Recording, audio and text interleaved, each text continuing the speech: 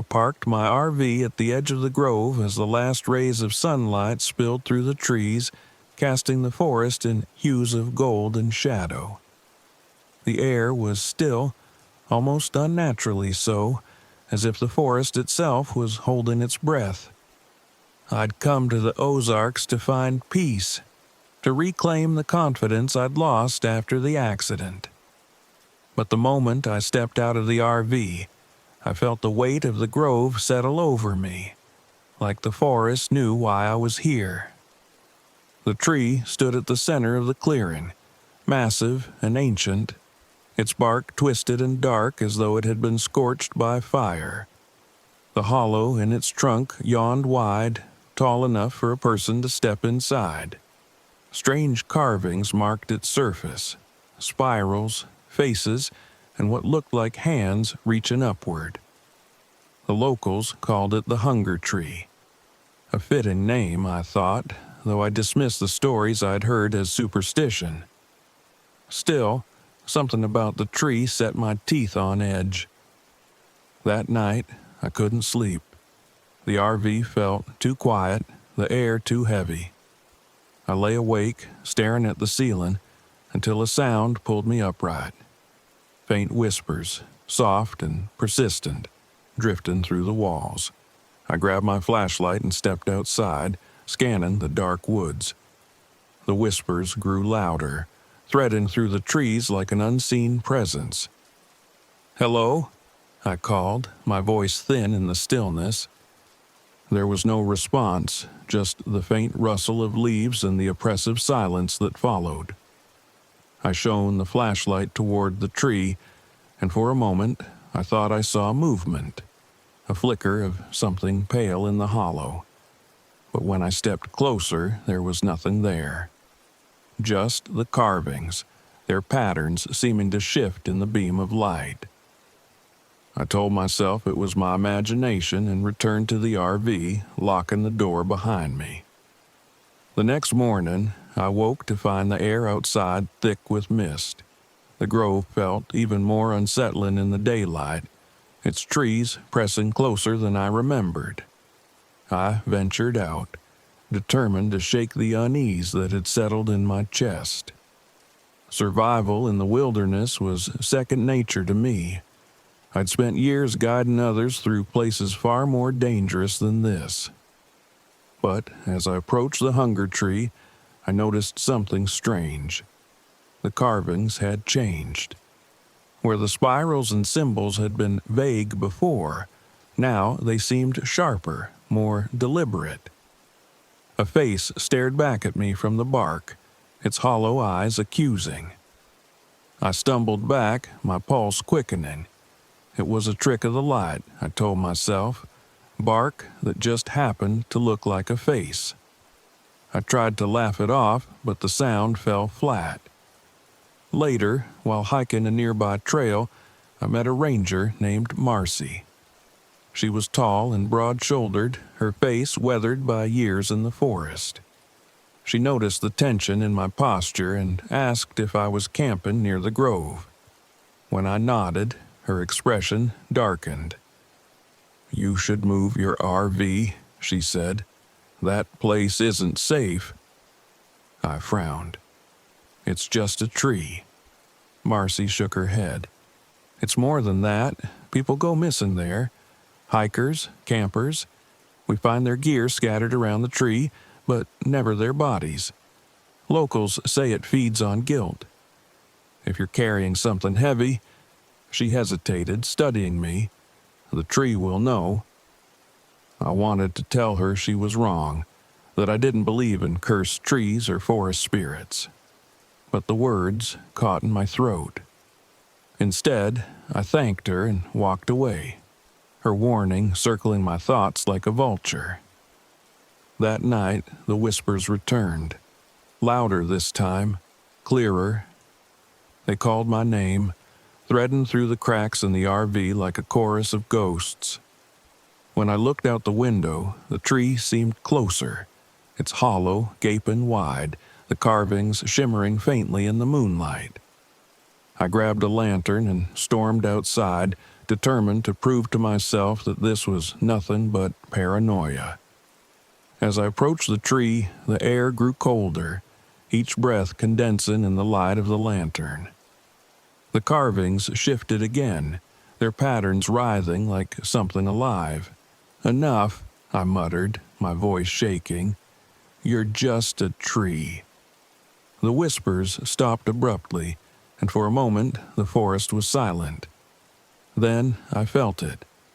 A presence, heavy and suffocating, pressing down on me like the weight of 100 unseen eyes. I stumbled back, dropping the lantern, and ran to the RV. The nightmares began that night. I dreamed of the accident, the moment I'd been trying to bury for months. The climb had been routine, the kind of trek I could lead blindfolded. But when the client slipped, dangling helplessly by the rope, I froze. I should have acted, should have pulled him up, but fear gripped me, and by the time I moved it was too late. In the dream, I stood frozen again, but this time the client's face was replaced by the gnarled bark of the hunger tree. Its hollow opened, and I watched as the man was swallowed whole, his screams echoing in the darkness. I woke, gasping for air, the sound of his voice still ringing in my ears. By morning, I'd made a decision. If the tree wanted something from me, I'd give it. I took the necklace I'd been carrying, the one that had belonged to the client, and placed it in my pocket.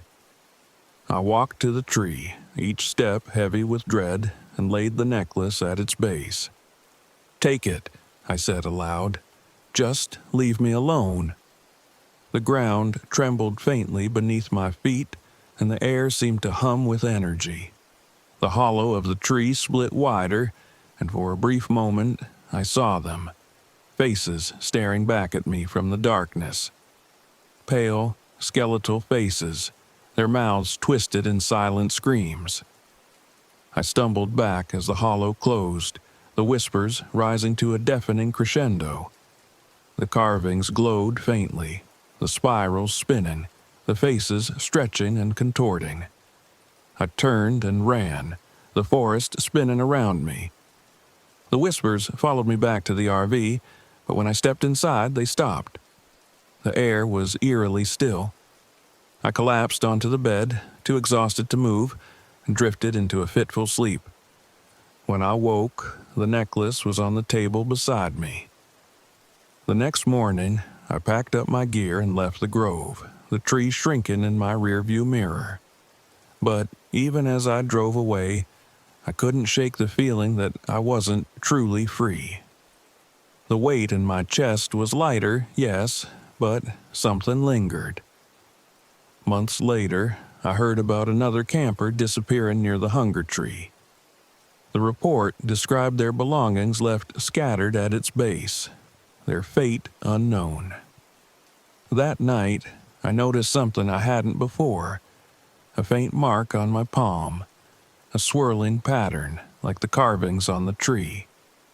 The whispers are gone now, but sometimes late at night I feel the weight return. And when I look at my palm, the mark seems darker, growing.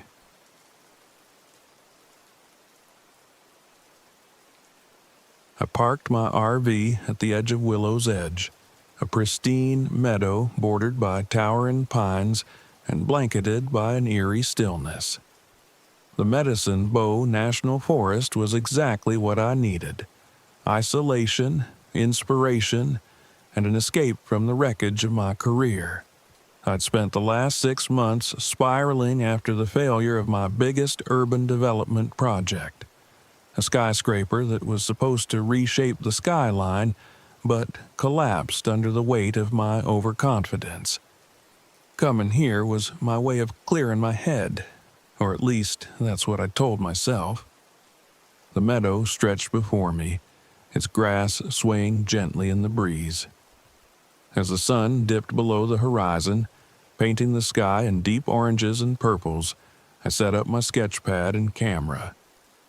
The place was beautiful, the kind of untouched serenity that makes you forget everything. But as the last light faded, I noticed something strange. Small flickering lights appeared at the edge of the woods, faint at first but growing brighter. They moved like fireflies, darting and weaving through the trees, but they were too steady, too deliberate. I squinted, trying to focus my camera on them, but the lens refused to cooperate. The lights danced just out of reach, teasing before vanishing into the forest. That night, I told myself they were nothing. Reflections, bugs, something explainable. But deep down, I wasn't so sure. The next morning, I tried to shake the unease by hiking deeper into the woods. The meadow was silent, almost oppressively so, but I chalked it up to the remote location. As I followed a faint trail along the tree line, I found something strange. A small trail of stones, perfectly arranged in a line leading into the forest. They seemed out of place, too deliberate to be random. I crouched down, tracing the smooth edges with my fingers. At the end of the trail was a rusted key and an old, tattered map. The map was fragile, its edges curling with age. It showed the surrounding forest and marked a specific location deep within, an abandoned fire lookout tower. Scrawled on the back in faded handwriting were the words, "Follow them, but beware the woods." A chill ran through me, but I couldn't let it go. I told myself it was just curiosity, but there was something deeper, a pull I couldn't ignore. That evening, the lights returned. They were closer this time, hovering near the edge of the meadow. I stepped outside the RV, my camera in hand, but as soon as I tried to photograph them, the lens glitched and the images came out black. I stepped closer, the cool night air prickling my skin. The lights seemed to react to me, flickering and retreating into the trees. I followed cautiously, drawn by their strange, hypnotic movement. They led me deeper into the woods, where the air grew colder, and the trees pressed in tightly around me.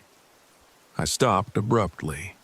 My watch said I'd been walking for 10 minutes, but when I checked my phone, it showed nearly an hour had passed. I turned back, only to find the trail behind me had disappeared, swallowed by the forest. The next day, I drove into town for supplies and casually mentioned the lights to Mabel, the elderly clerk at the general store. Her face turned pale, and she leaned in as if to whisper a secret. "You shouldn't follow them," she said. "The lights don't just vanish, they take people." I laughed nervously. "You mean like ghost stories?" "Call them what you want," she said, her voice low and serious. "But the last ranger stationed out here went missing, and he wasn't the first. That lookout tower you're heading toward, it's cursed, mark my words." I left the store with a knot in my stomach, her warning looping in my head. The next evening, the lights were waiting for me. I stepped outside the RV, and there they were, hovering at the edge of the woods, brighter than before. My chest tightened as I watched them move in unison, forming a path deeper into the forest. They pulsed faintly, as if beckoning me. Grabbing the map and the key, I followed. The woods were darker than before, the trees gnarled and ancient. The lights guided me through narrow trails and over twisted roots until I reached it, the abandoned fire lookout. The tower loomed above me, its wooden frame warped with age, its ladder partially rusted. Inside, the air was stale and cold, the kind of cold that sinks into your bones. The walls were covered in strange scratches and carvings, symbols I didn't recognize. At the center of the room was a desk littered with papers, along with a torn journal and an old photograph. The journal belonged to the missing ranger. His entries started out normal, notes about wildlife, weather conditions, but soon descended into paranoia.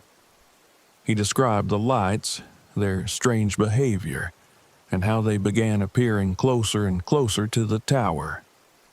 The last entry sent a shiver down my spine. They want something from me. They won't let me leave. I turned to the photograph. It showed the ranger standing in front of the tower, smiling. But in the background, barely visible, were the lights. As I stood in the tower, the air around me shifted. The lights were inside now, swirling and pulsing like they were alive. One hovered closer, its glow illuminating the scratched words on the wall. "It's too late." Panic set in. I stumbled out of the tower, tripping over the rotting floorboards, and ran blindly into the woods. The lights followed, surrounding me, their glow blinding. I didn't know where I was going, but I had to get away. They led me to a clearing where the air felt heavy and charged with static. At the center was a circle of ancient stone pillars, half buried in the earth. The lights began circling the stones, their glow intensifying, as if urging me toward the center. That's when I saw him. The ranger from the photograph stood at the edge of the clearing, his form translucent and flickering. His face was hollow, his eyes wide with fear. "Turn back," he mouthed, his voice echoing faintly in my head. "Break the circle." The lights closed in, their movement growing frantic. I stumbled into the circle, the air crackling around me. The stones began to hum, and a low vibration rippled through the ground. The lights swirled faster, their glow blinding, and I felt an overwhelming pull as if they were trying to drag me into the earth. Desperate, I grabbed a branch and swung it at one of the lights. It shattered like glass, a brilliant burst of light and sound. The remaining lights flickered violently, their glow dimming as they retreated into the woods. The clearing fell silent. I stumbled back to the RV as the first light of dawn broke through the trees. My body felt heavy, like I'd been drained of energy. The meadow looked different now, duller, as though the lights had taken something from it. I packed up my things and left without looking back. Months later, I tried to forget what happened, but late at night I still felt their presence, a faint pull in the back of my mind. Then, one day, a package arrived at my apartment with no return address. Inside was the ranger's photograph, but this time the image had changed. The ranger stood beside me in the clearing, the lights hovering above us. Scrawled at the bottom were the words, "You broke the circle, but they'll return."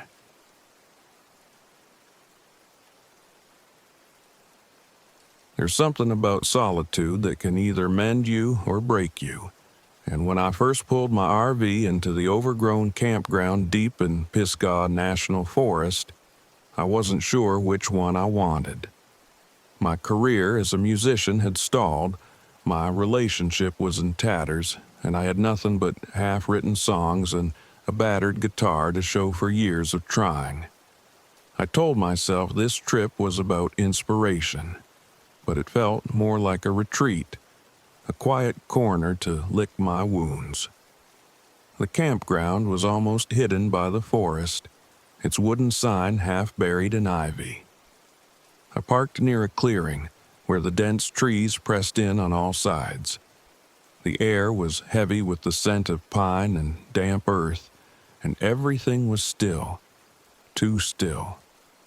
Even as I set up my gear, the silence gnawed at me. No birds, no rustling leaves, just the faint hum of my own thoughts. That night, as I strummed aimlessly on my guitar, I heard it, a faint melody drifting through the trees. It was soft, almost like humming, and so hauntingly beautiful that I froze mid-chord. I thought I was imagining it, but the notes were too clear, too precise. I called out into the darkness, but no one answered. The music stopped as suddenly as it had started, leaving me with a strange emptiness I couldn't shake. The next day, I explored the campground, hoping to find some inspiration. The trails were overgrown, and the air felt colder the deeper I ventured. Eventually, I stumbled upon the amphitheater, a stone structure hidden in a clearing, its benches cracked and covered in moss.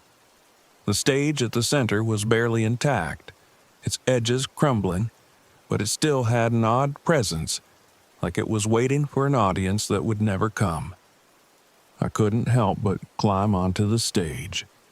As I did, my guitar, slung over my back, seemed to hum faintly, the strings vibrating as if responding to some unseen force. I played a few chords, testing the acoustics, and the sound was unlike anything I'd heard. The forest swallowed the notes, bouncing them back in a way that made it feel like I wasn't playing alone. As I packed up to leave, I noticed something odd. The air was silent again. No birds, no wind. And as I stepped off the stage, I thought I saw movement in the woods. A figure, just for an instant, watching me. That evening, the melody returned. It was louder this time, weaving through the trees like a living thing. I sat outside my RV, guitar in hand, trying to play along, but the notes were always just out of reach, slipping through my fingers. It felt like the melody knew me, teasing me with glimpses of the song I'd been trying to write for years. As the music faded, I noticed the animals. A fox stood at the tree line, its eyes locked on me.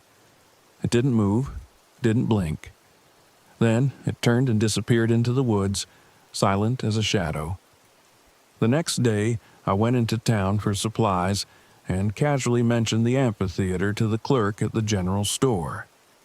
His face darkened instantly. "You found the siren stage," he said, his voice low. "You need to stay away from that place." "Why?" I asked, trying to sound nonchalant. "It's just an old stage." "It's cursed," he said, "built for a singer named Eliza Moore, back in the early 1900s. People said her voice was like nothing they'd ever heard. Beautiful, but dangerous. After her last performance, she vanished. They say she still sings there, luring people with her music. No one who hears her song leaves unchanged." I laughed nervously, but his words stayed with me as I drove back to the campsite. The thought of Eliza Moore, her voice echoing through the woods, felt ridiculous. But there was something in the clerk's voice, a quiet conviction that I couldn't ignore. That night, the melody came again, more insistent than before. It called to me, pulling me toward the amphitheater. I tried to resist, but the compulsion was overwhelming. Guitar in hand, I followed the sound through the trees, the world around me blurring as the music grew louder. When I reached the amphitheater, it was bathed in a strange, silvery light. The stage seemed almost new, its cracks and moss gone. And then I saw her. Eliza Moore stood at the center of the stage, her figure shimmering like a reflection on water. Her face was pale, her dark eyes locked on mine. She opened her mouth, and the melody poured out, raw and otherworldly. I don't remember climbing onto the stage. I don't remember sitting down or lifting my guitar. All I know is that I began to play, and the music flowed out of me as if I'd always known it. My fingers moved without thought, perfectly in sync with her voice. The audience appeared slowly, shadows filling the benches. They were silent, their faces blurred and indistinct, their heads turning to follow my every movement.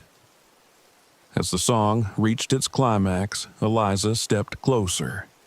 Her eyes were full of longing, but there was something darker beneath it, something hungry. "You've come to finish the song," she whispered. The days that followed blurred into a feverish haze. I played constantly, the melody consuming me. It wasn't just inspiration. It was a compulsion, a need. I barely ate, barely slept. The music filled my head, drowning out everything else. I began to see her everywhere. In the woods, watching me from the shadows. In the RV, reflected in the darkened window. Her voice echoed in my mind, urging me to return to the amphitheater to complete what I'd started. By the third day, I was a wreck. My hands trembled so badly I could barely hold the guitar, but I couldn't stop. The music was no longer mine. It belonged to her. On the fourth night, the melody became unbearable. It pulled me back to the amphitheater, where the stage glowed brighter than before. The audience was there again, their shadows flickering in the dim light. Eliza stood at the center, her voice weaving through the air like a net. "Finish the song," she said, her voice soft but commanding. "Stay with me." I knew what she meant. The music was a trap, a thread tying me to this place. If I finished the song, I would become part of it, part of her world. A ghost of the stage, trapped in an endless performance. "No," I said, my voice hoarse. "I won't." Her eyes darkened and the air grew heavy.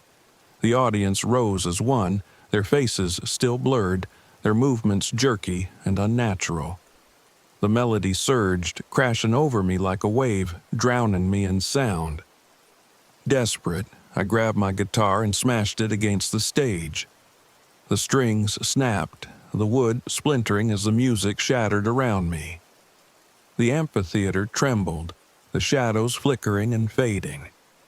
Eliza's form wavered, her expression twisting into something between sorrow and rage. "You'll never finish," she whispered, her voice barely audible. And then she was gone. I stumbled back to the RV, shaken and exhausted. The forest was silent again, the air cold and still. As the first light of dawn broke through the trees, I packed up and left, vowing never to return. Weeks later, I wrote a new song. It wasn't the masterpiece I'd dreamed of, but it felt real, honest. It reminded me why I loved music in the first place. For the first time in years, I felt like I was moving forward. But the past lingers. While unpacking my gear, I found an old photograph tucked into my guitar case, a sepia-toned image of Eliza Moore standing on the siren stage. At the bottom, in faint handwriting, were the words, "The song never ends."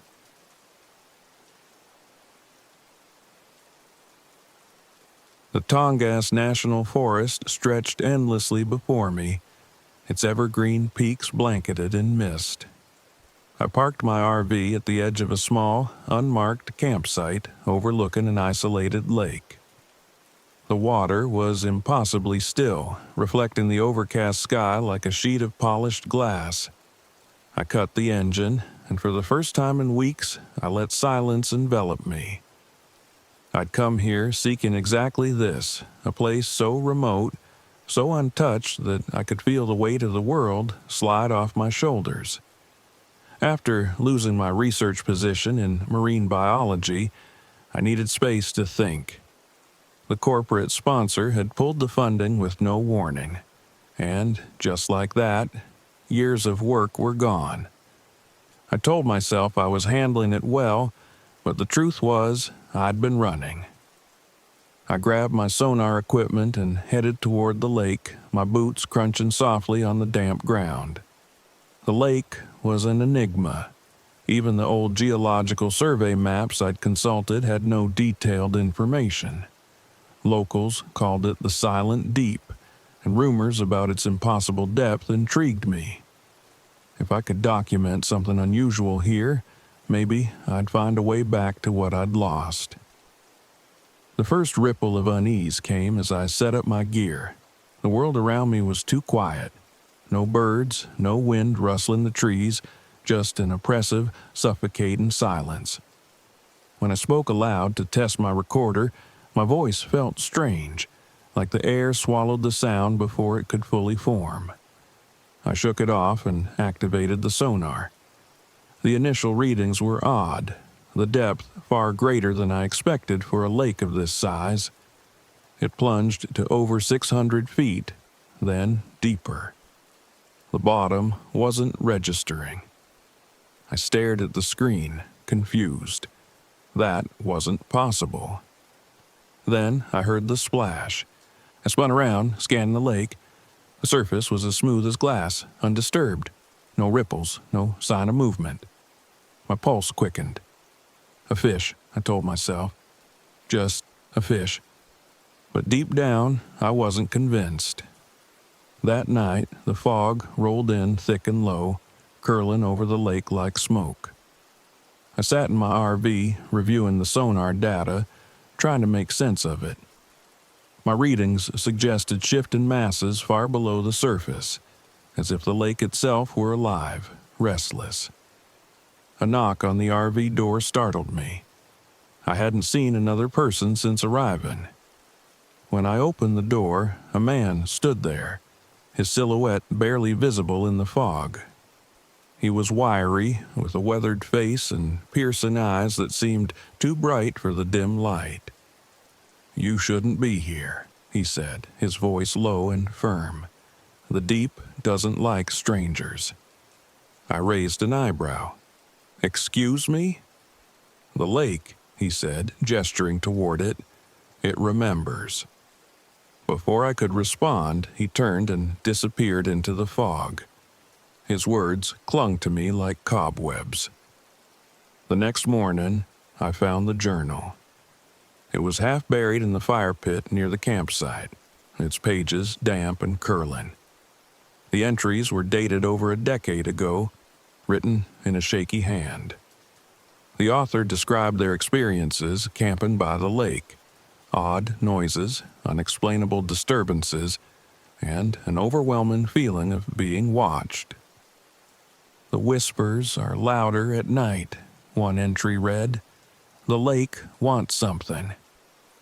The final page sent a chill down my spine. It took him. It will take me too. I shut the journal, unease gnawing at me. The silence around the lake felt heavier now, pressing down like a physical weight. I told myself it was just the isolation getting to me. I was a scientist, not a superstitious fool. There had to be an explanation. That evening, I launched my kayak into the lake. The water was freezing, even through my gloves, and as my paddle dipped, the sound seemed to vanish into the stillness. I steered toward the center, where my sonar readings had been most erratic. A strange shape had appeared there the day before, large, moving, and deeper than anything should have been. The fog thickened as I reached the center, swirling around me like a living thing. I activated my sonar again, and the screen lit up with chaotic readings. Something was moving beneath me, something enormous. The shadow was back, shifting and circling. I leaned over, lowering my waterproof camera into the water. The lens dipped below the surface, capturing nothing but darkness. I adjusted the focus, my heart pounding. Then the kayak tipped. I hit the water hard, the cold seizing my muscles. I gasped for air, my limbs thrashing as I struggled to right the kayak. Beneath me, the shadow loomed larger, rising. And then I felt it. A hand, icy and strong, gripping my ankle. I don't remember how I made it back to shore. The next thing I knew, I was collapsing onto the gravel, shivering and coughing up lake water. My kayak drifted in the shallows, the camera gone. My sonar equipment was soaked, useless. I stumbled into the RV and slammed the door, locking it behind me. My breath came in ragged gasps as I tried to process what had happened. The bruises on my ankle were unmistakable. Finger marks, too large to belong to a human. That night, the whispers started. At first, they were faint, just at the edge of hearing. But as the hours passed, they grew louder, overlapping and echoing, as if dozens of voices were speaking at once. I couldn't make out the words, but they carried a sense of urgency, of anger. And then, one voice rose above the rest. A single, cold whisper that chilled me to my core. "Come back." I didn't sleep. By morning, the whispers had faded, but the bruises on my ankle were darker now, throbbing faintly. I debated leaving, but the thought of driving away without answers gnawed at me. Whatever was in that lake, it wasn't natural. And I needed to know. I returned to the water, this time on foot, standing at the edge where the mist clung to the surface. The lake stared back, a perfect mirror. I threw a rock into the water, watching it ripple outward. As the ripples faded, a figure appeared just beneath the surface. It was human-shaped, but wrong, its features blurred and shifting. Its eyes were wide and empty, staring up at me with a silent plea. I stumbled back, my heart racing. When I looked again, it was gone. That afternoon, I found myself drawn back to the center of the lake, this time armed with a weighted net and a backup camera. I paddled out, ignoring the growing sense of dread clawing at me. The sonar readings were chaotic again, the shadow below me larger than ever. I dropped the net, letting it sink into the depths. For a moment, nothing happened. Then the whispers returned, louder than before, echoing across the water. The net snagged on something, and as I began to pull it up, the kayak lurched violently. Something was pulling back.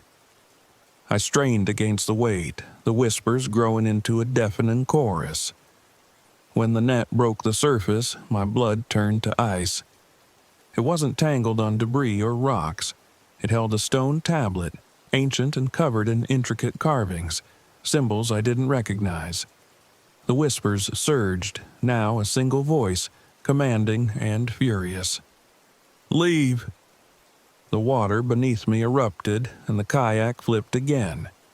This time I was dragged under. The cold was overwhelming, a crushing force that stole the breath from my lungs. The shadows rose around me, humanoid figures with distorted faces, their mouths open in silent screams. They reached for me, their touch like ice, pulling me deeper. I struggled, kicking and clawing toward the surface. My fingers brushed the tablet, and the whispers screamed in unison. The figures recoiled as I grabbed it, their forms dissolving into the darkness. I broke the surface, gasping for air, and scrambled back onto the overturned kayak. The whispers faded as I paddled frantically toward shore, the tablet sinking back into the depths. I didn't pack carefully. I threw what I could into the RV and left, the lake shrinking in my rearview mirror. The silence clung to me, suffocating even as I put miles between myself and the silent deep. Back home, I tried to write about the experience, but the words wouldn't come. Every time I closed my eyes, I saw the figures rising from the water, heard the whispers echoing in my mind. Weeks later, an email appeared in my inbox. No subject line, no sender. The attachment was a video, my lost camera's footage. The final frame froze on the shadow beneath the lake, and its blurred face staring directly at the lens. The whispers returned, faint but unmistakable. The deep remembers.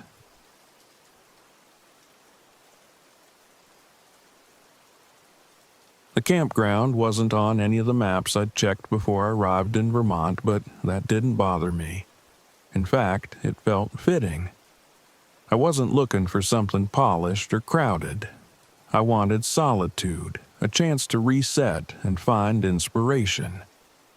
That's what I told myself anyway. The truth was harder to face. I was running.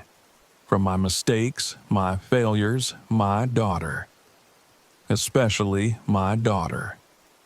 Maple Grove Campground was a forgotten place, swallowed by time and neglect. The gravel lot barely accommodated my RV, and weeds crept through every crack in the old, rotting picnic tables. Beyond the campground, the forest thickened into a wall of gnarled trees, their bare branches clawing at the pale sky.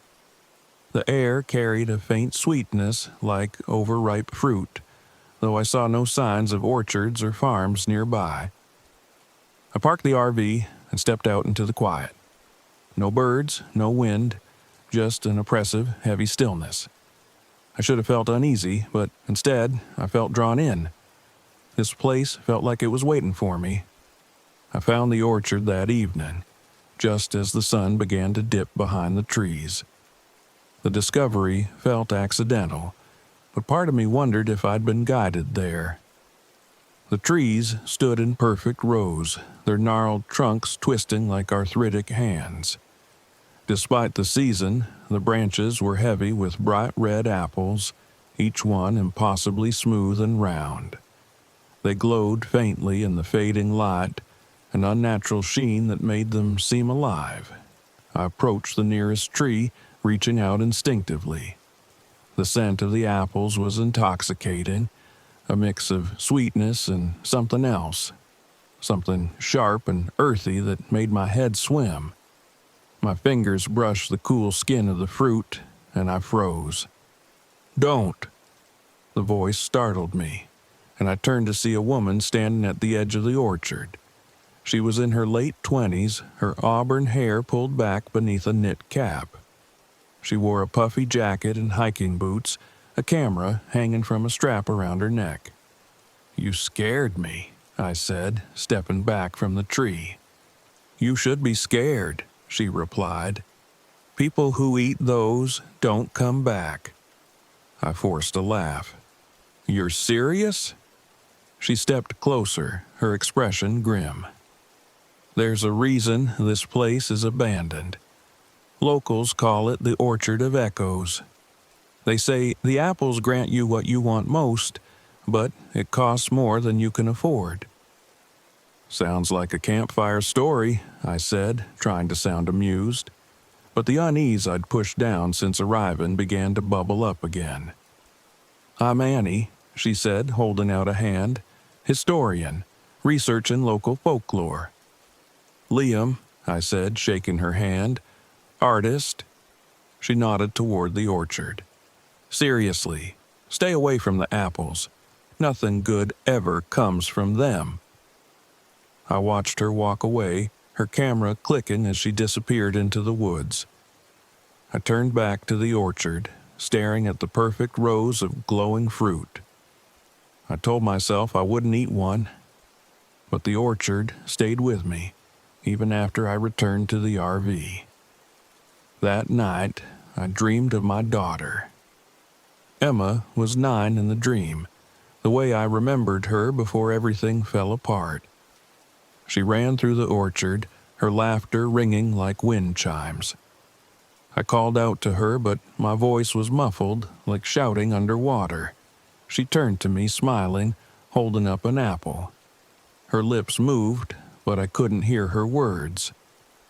I woke with a start, my chest tight. The dream was too vivid, too real. My heart ached in a way I hadn't felt in years. I sat up, trying to catch my breath, and froze. An apple sat on the table by my bed. I hadn't brought it in, hadn't touched one. But there it was, perfect and glowing faintly in the dim light of the RV. The next day, I tried to convince myself it was a prank. Annie had planted it, I reasoned, but she didn't seem like the type. And when I returned to the orchard, the pull was stronger than ever. I wandered between the rows, staring at the fruit. It wasn't just the apples. The entire place felt alive, like the trees were breathing, their twisted branches leaning toward me. "Liam," a voice whispered. I spun around, my heart pounding. The orchard was empty. "Liam," the voice came again, soft and melodic. It was Emma's voice. I staggered back, my mind racing. The voice had come from deeper in the orchard. I should have left, should have walked away, but instead I followed. At the center of the orchard, I found her. She stood beneath the largest tree, her small figure illuminated by the glow of the apples. Her blonde hair shimmered in the light, and her smile was the same one I hadn't seen in years. "Emma?" I choked out, my voice trembling. She didn't answer, just held out an apple. "Eat," she said, her voice soft and sweet. "It'll fix everything." My hands trembled as I reached out. The apple was cool in my hand, its scent overwhelming. I brought it to my lips, my heart racing with hope and fear. "No!" a voice shouted, breaking the spell. I turned to see Annie, her face pale with anger. "It's not her, Liam. It's the keeper." I looked back at Emma, but she was gone. In her place stood an elderly woman, her face sharp and angular, her hollow eyes staring into mine. "You could have had her back," the woman said, her voice like rustling leaves. "All you had to do was take a bite." I dropped the apple, stumbling backward. Annie grabbed my arm, pulling me away. "Come on!" The orchard came alive as we ran. The branches reached for us, their shadows stretching unnaturally. The apples glowed brighter, their light casting eerie shapes on the ground. The whispers grew louder, a cacophony of voices calling my name. When we reached the edge of the orchard, the whispers stopped. I collapsed to the ground, gasping for air. "What the hell was that?" I demanded. "The keeper," Annie said, her voice shaky. "She tempts people with what they want most. But once you take a bite, you're hers." I stared at the orchard, the rows of trees now dark and still.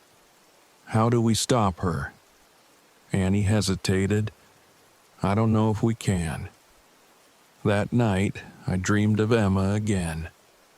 This time she was crying, her voice echoing through the orchard. "Why didn't you save me, Dad?" I woke with tears streaming down my face. The apple was back, sitting on the table, its glow brighter than before. I knew what I had to do. At dawn, I returned to the orchard, Annie at my side.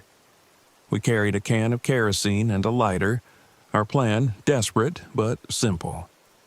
If the orchard was alive, we would burn it. As we doused the trees, the air grew colder, the whispers louder. The keeper appeared, her form shifting between Emma and the elderly woman. "You can't destroy me," she said, her voice calm but sharp. "You'll only destroy yourselves." I hesitated, the lighter in my hand shaking. The keeper stepped closer, her hollow eyes fixed on mine. "You'll never see her again," she whispered. "You'll never make things right." "Liam," Annie said, her voice urgent, "don't listen to her." I closed my eyes and flicked the lighter. The flames roared to life, consuming the nearest tree. The keeper screamed, her form dissolving into the smoke. The orchard writhed and twisted, the branches reaching for the sky as the fire spread. Annie and I ran, the flames chasing us until we reached the safety of the forest.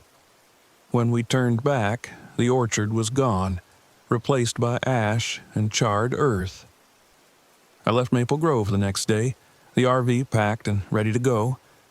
As I drove away, the weight in my chest lifted, replaced by a quiet resolve.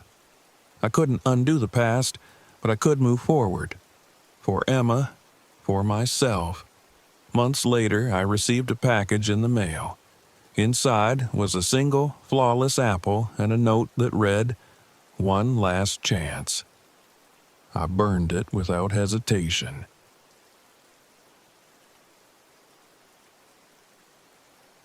The lake was impossibly still, its surface so smooth it reflected the overcast sky like glass. Whispering Valley was supposed to be a fresh start for me, a place to bury the failures of my past and rebuild my career. But as I parked my RV at the edge of the campground and stepped out into the cold, damp air, I couldn't shake the unease that crept up my spine. The whispers had brought me here.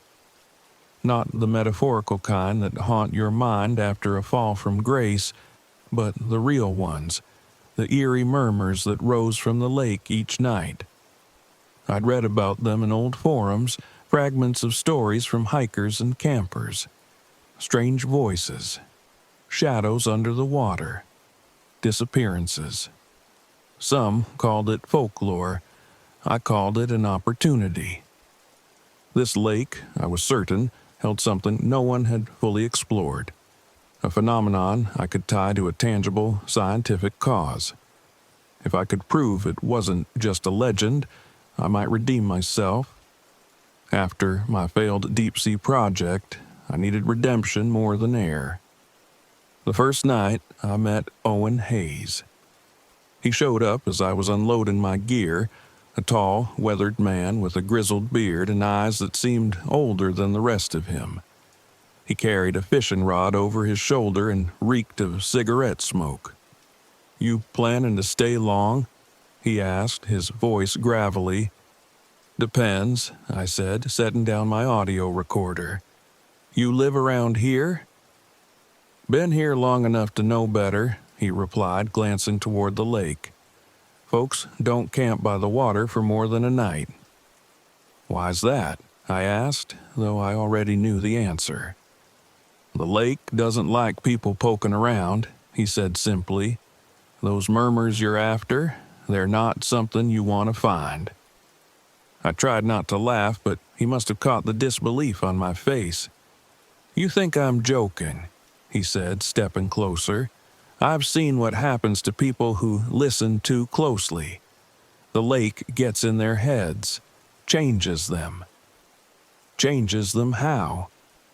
He didn't answer, just shook his head and muttered, "You'll see." That night, I heard the whispers. They began as faint, melodic sounds rising from the lake. At first, I thought it was the wind slipping through the trees, but the longer I listened, the more distinct they became. Words, though I couldn't make them out. Voices. I stepped out of the RV, flashlight in hand, and walked to the water's edge. The lake glowed faintly under the moonlight, an unsettling silver sheen that seemed to pulse with the whispers. I scanned the shoreline with my light, but nothing moved. No animals, no ripples, just the sound, growing louder. "Ethan!" My breath caught. It was my name. I swung the flashlight wildly, my heart pounding, but there was no one there. "Ethan!" The voice came again, this time softer, more melodic. I stumbled back to the RV, locking the door behind me. It had to be a trick. Acoustics, echoes, something explainable. But the way it knew my name, I didn't sleep. The next morning, I launched my kayak, determined to prove what I'd heard. The air was bitterly cold, and the water felt unnaturally heavy, as I paddled toward the center of the lake. I carried my recorder, a hydrophone, and a camera, ready to capture whatever the lake had to offer. The whispers began almost immediately, faint and melodic like the night before, but clearer now that I was on the water. I lowered the hydrophone into the lake, my headphones crackling with static. Then I heard it, a low, rhythmic hum, like the lake itself was alive. Beneath it were faint voices speaking a language I couldn't recognize. As I listened, I noticed shadows moving beneath the kayak. I leaned over the edge, peering into the dark water. Something massive shifted below me, too large to be a fish. My pulse quickened, and I instinctively pulled the hydrophone back into the kayak. The whispers grew louder, more insistent. "Come closer," they seemed to say. "Come below." My paddle strokes quickened as I turned back toward the shore, the whispers chasing me. For a moment, I felt an unnatural pull, as if the lake itself were trying to drag me back. By the time I reached the shore, my hands were shaking. Owen was waiting at the edge of the campground. "You saw it, didn't you?" he asked. "I don't know what I saw," I said, my voice unsteady. Owen's expression darkened. "The lake knows you're here now. It doesn't let go once it's got you."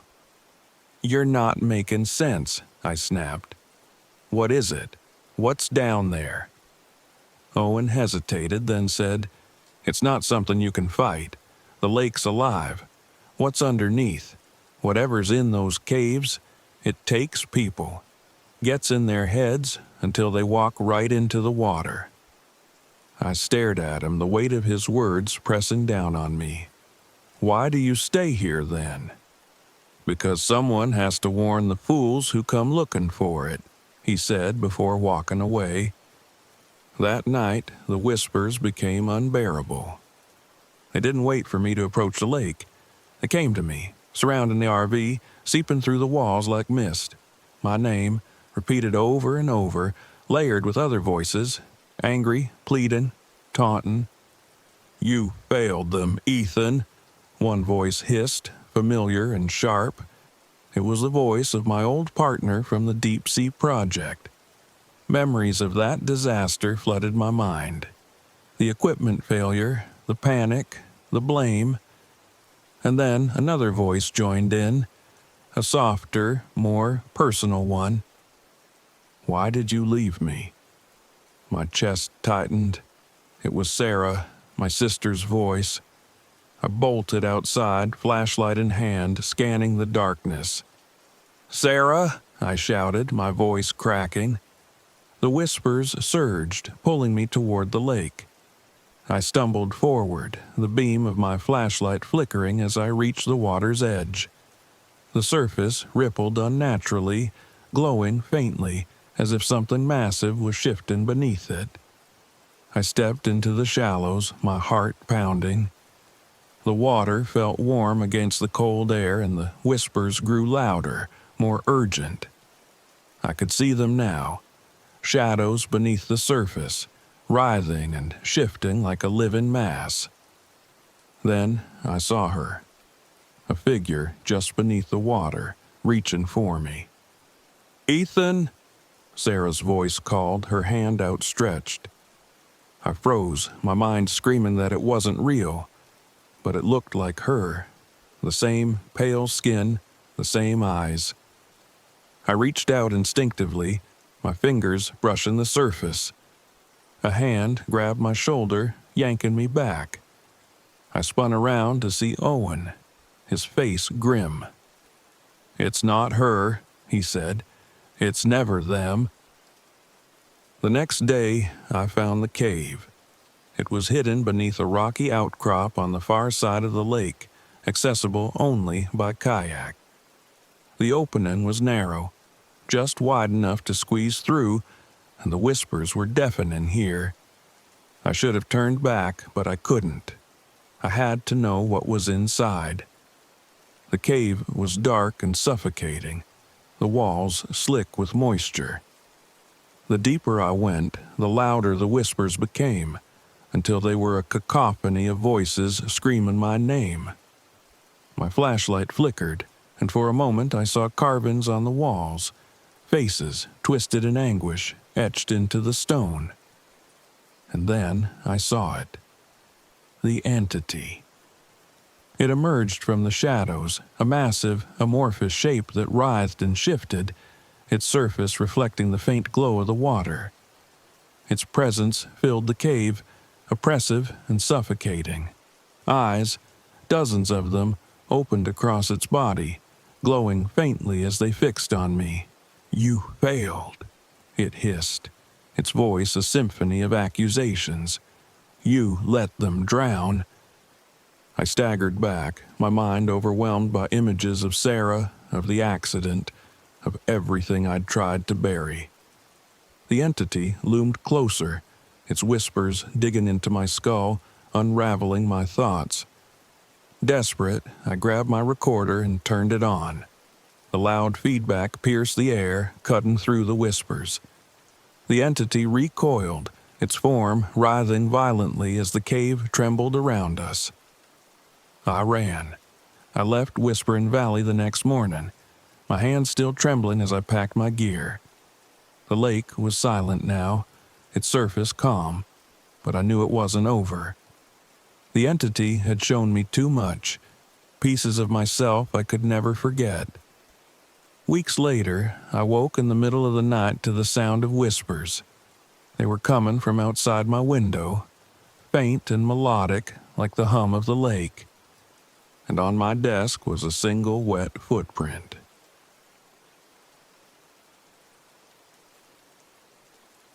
The wind was the first thing I noticed at Crescent Ridge. It didn't howl like in other places, but it carried a low, unsettling hum, as if the air itself was vibrating. The sentinel stones stood scattered across the plateau, towering monoliths etched with strange, ancient markings. From where I parked my RV, the closest stone loomed like a silent sentinel, casting a shadow that seemed to stretch farther than it should. I was here for the stones, of course. It had been my sister's dream to visit Crescent Ridge before she died. Sarah and I had planned the trip for months, but then she was gone and I'd put off coming for years. Now, with her camera and my aching grief, I finally made it. The blog post I'd write about this place would be a tribute to her. Stepping out of the RV, I felt the hum grow stronger, thrumming in my chest like a second heartbeat. The air smelled faintly of rain, though the sky was a clear, pale blue. I grabbed my camera, my notebook, and my flashlight. This was for Sarah. As the sun began to dip behind the horizon, I walked up the plateau to the nearest stone. It stood at least 15 feet high, its surface smooth except for the intricate carvings that twisted around it. They weren't weathered runes or pictures like the petroglyphs I'd seen in the past. They were more abstract, like flowing, jagged lines that seemed to move if you stared at them too long. "Don't linger too close to them after dark." The voice startled me, and I turned to see a man in a ranger's uniform approaching. He was older, with a grizzled beard and sun-creased skin. "Ranger Lucas," he said, tipping his hat slightly. "You must be the photographer." "Ethan Vale," I replied, shaking his hand. "Just here for a few days." Lucas glanced at the stones, his face tight. "Few days is plenty. Folks tend to overstay their welcome around these parts." "What do you mean?" I asked, raising an eyebrow. He scratched his neck, clearly uncomfortable. "These stones, they're not just rocks. The markings are warnings left by people long before us. The stories say they guard a portal to somewhere else, something bad." I chuckled nervously, trying to shake the chill his words brought. "You don't believe that, do you?" He didn't laugh. Just keep your distance, especially at night. With that, he turned and walked back toward the ranger's cabin, leaving me with the stone and the rising wind. That night, the hum became a vibration. I was sitting in the RV, reviewing photos I'd taken earlier when I noticed it. The edges of the sentinel stones seemed distorted in every shot, as if they were shifting or vibrating. At first, I thought it was a glitch in the camera, but the markings themselves looked sharper, almost glowing. When I tried to zoom in on one of the stones, the image froze and my screen went black. The RV lights flickered and the hum deepened, reverberating through the floor.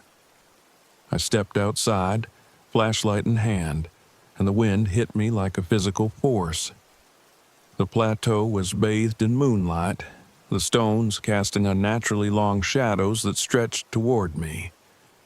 And then I saw it. A shape. It was faint at first, a flicker of movement between the stones. I aimed my flashlight, but the beam seemed swallowed by the darkness. My chest tightened as the shadow grew taller, more defined, and unmistakably human. "Sarah," a voice whispered, so soft it could have been the wind. I froze. It was her voice. "Sarah," I called out, my voice trembling. The shadow moved again, shifting closer. Its form wasn't solid. It writhed and flickered like smoke, but its eyes glowed. Two dim, shifting lights that locked onto me with an intensity that made my knees weak. The flashlight slipped from my hand, and the shadow disappeared.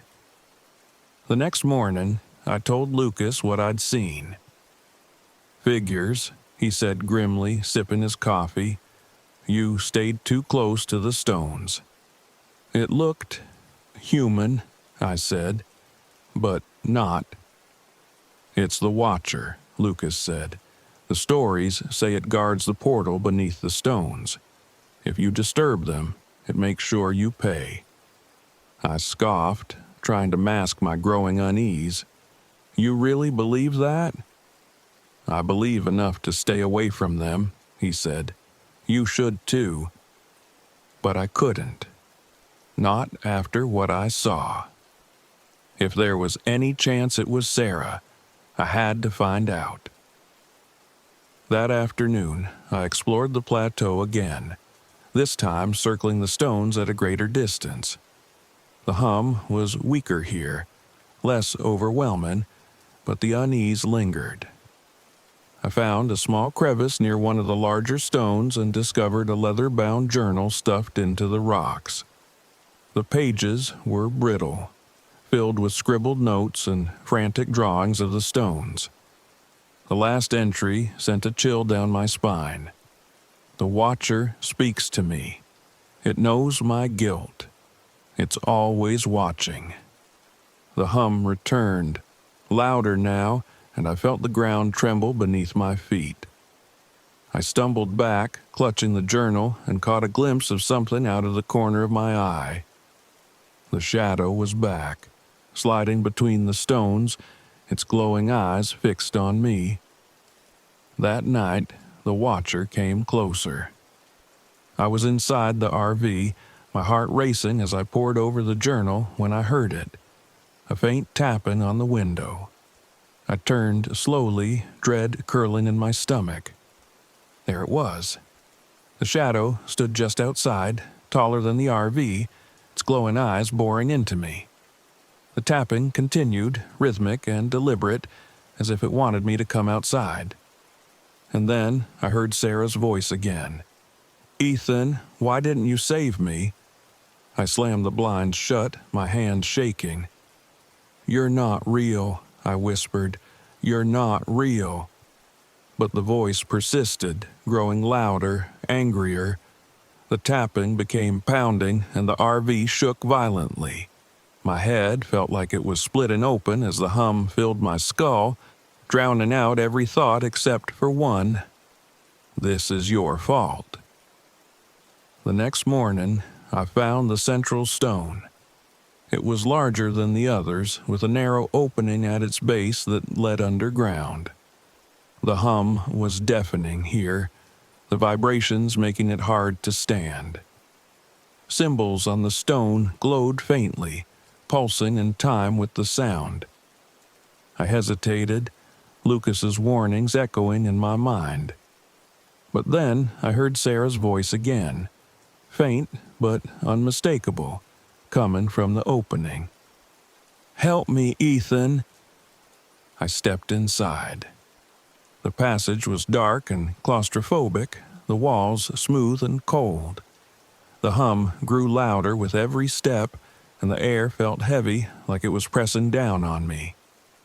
At the end of the tunnel, I found a chamber bathed in dim, otherworldly light. The markings on the walls pulsed and flowed like living veins. The Watcher was waiting. It emerged from the shadows, its form massive and fluid, its glowing eyes shifting and multiplying. My legs buckled as it towered over me, its presence filling the chamber. "You failed her," it said, its voice grinding like stone. "I didn't mean to," I choked out. "I didn't know." The Watcher showed me. Images flooded my mind. Sarah's final moments, her voice calling for me as I hesitated, too afraid to act. The guilt I'd buried for years surged to the surface, suffocating me. Tears streamed down my face as I whispered, "I'm sorry." The Watcher loomed closer, its glowing eyes inches from mine. I thought it would consume me, that this was how it ended. But then I remembered the journal. The Watcher feeds on guilt. Summoning every ounce of strength, I grabbed my camera and smashed it against the stone floor. The lens shattered, the flash going off one last time. The Watcher recoiled, its form flickering as the chamber trembled around us. The light faded, and the hum stopped. I stumbled out of the cave into the bright morning light, gasping for air. The stones were silent now, their shadows still. Lucas found me hours later, sitting outside the RV, clutching Sarah's camera. "You saw it, didn't you?" he asked. I nodded, my voice barely a whisper. "It's gone, for now." Weeks later, I returned home and developed the photos. Most were distorted, the stones barely visible, but one image stood out, the Watcher's glowing eyes, staring directly at me. I deleted the photo. Some things are better left forgotten.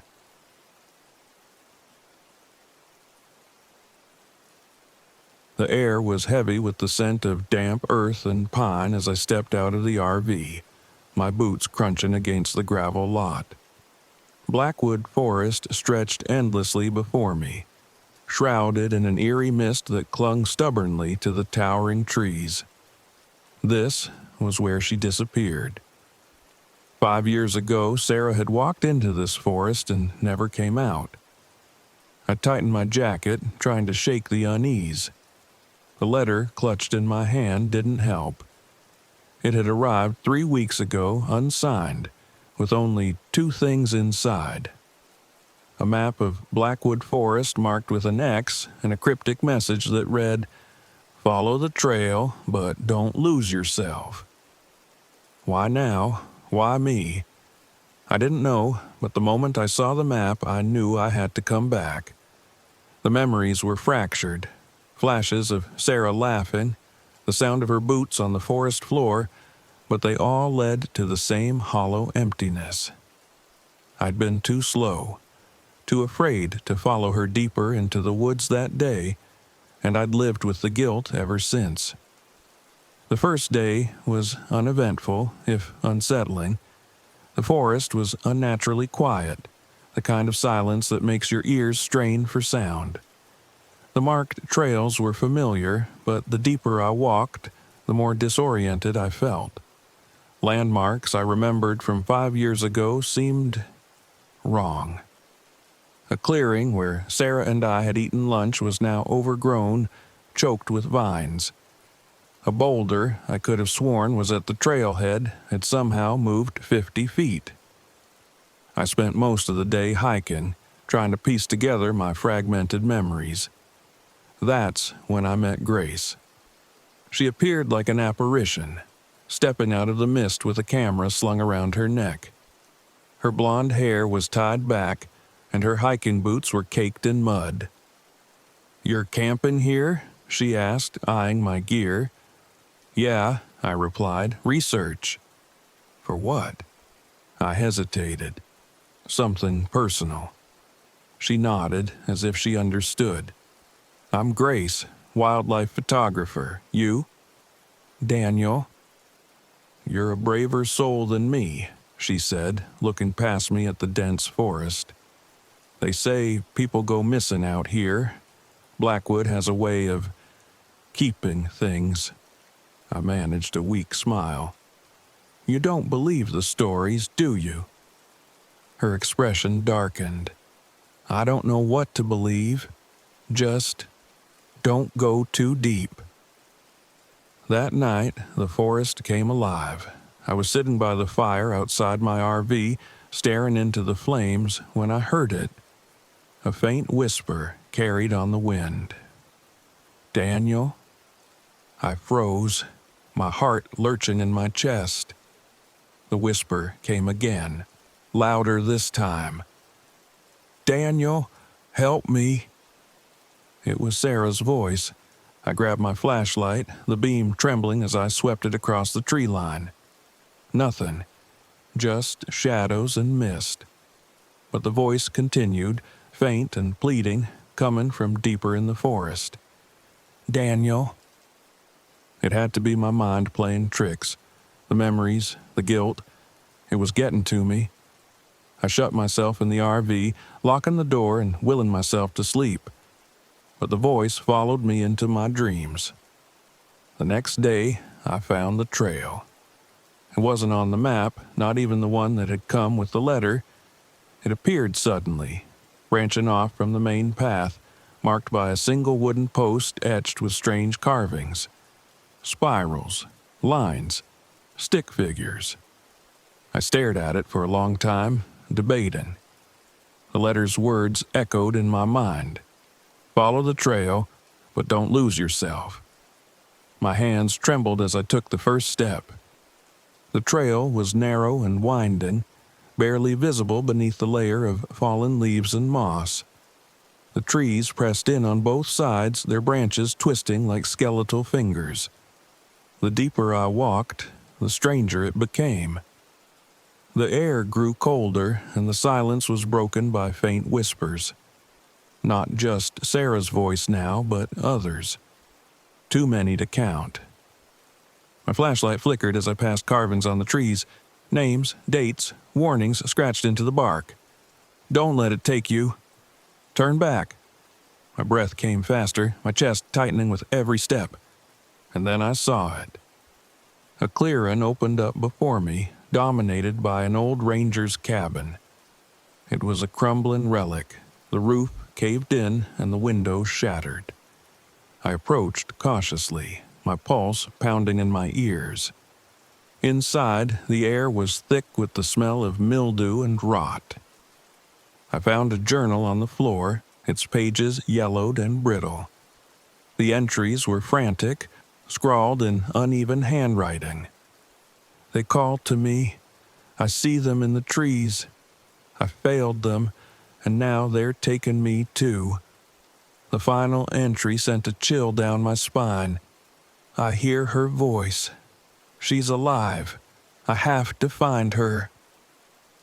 That night, Grace found me back at the RV, shaken and staring blankly into the fire. I told her everything, the letter, the trail, the journal. Her face grew pale as she listened. "You found the lost trail," she said. "I've heard about it. It's not supposed to be real." "It's real," I said hoarsely. "And so is she." Grace hesitated. "If Sarah's alive, why hasn't she come back?" What's keeping her here?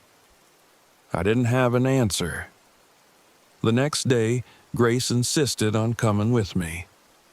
You shouldn't go alone, she said, not after what you've seen. We followed the lost trail deeper into the forest, its path twisting and changing like it was alive. Grace marked trees with chalk as we went, but when we doubled back, the marks were gone. The whispers grew louder, swirling around us until they became deafening. Shadows darted between the trees just out of sight. And then the spirit appeared. It emerged from the fog, tall and skeletal, dressed in the tattered remains of a ranger's uniform. Its face was a void, but its eyes burned with dim, malevolent light. Grace gasped, stumbling backward, but I couldn't move. I was rooted to the spot, its gaze locking onto mine.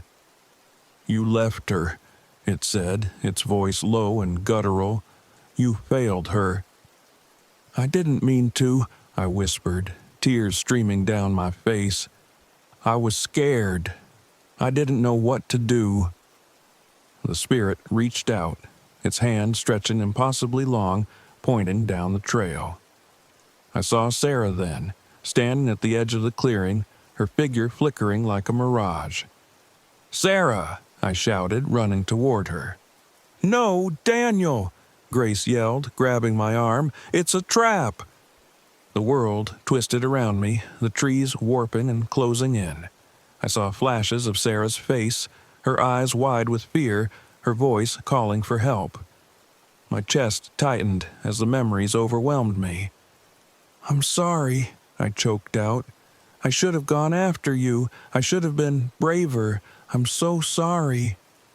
The spirit loomed closer, its shadow enveloping me. But as I spoke, the whispers began to fade. The forest stilled, the air growing lighter. The spirit's burning eyes dimmed, and it dissolved into the mist. When I looked up, Sarah was gone. Grace and I made our way back to the RV in silence. The lost trail had vanished, leaving no sign it had ever existed. The forest was quiet again, almost peaceful, but I knew it would never truly let me go. As we drove away, I glanced at the empty seat beside me. I'd come here searching for Sarah, but what I found was something I hadn't expected: the courage to let go. Weeks later, I received a package in the mail. Inside was a faded photograph of Sarah and me, taken on the day she disappeared. There was no return address, but scrawled on the back were 3 words: "You were close."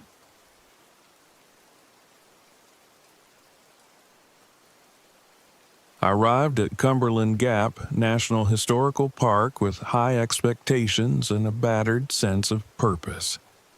Writing about forgotten trails and abandoned places had become my niche, and though I loved the thrill of discovering lost history, it felt hollow lately.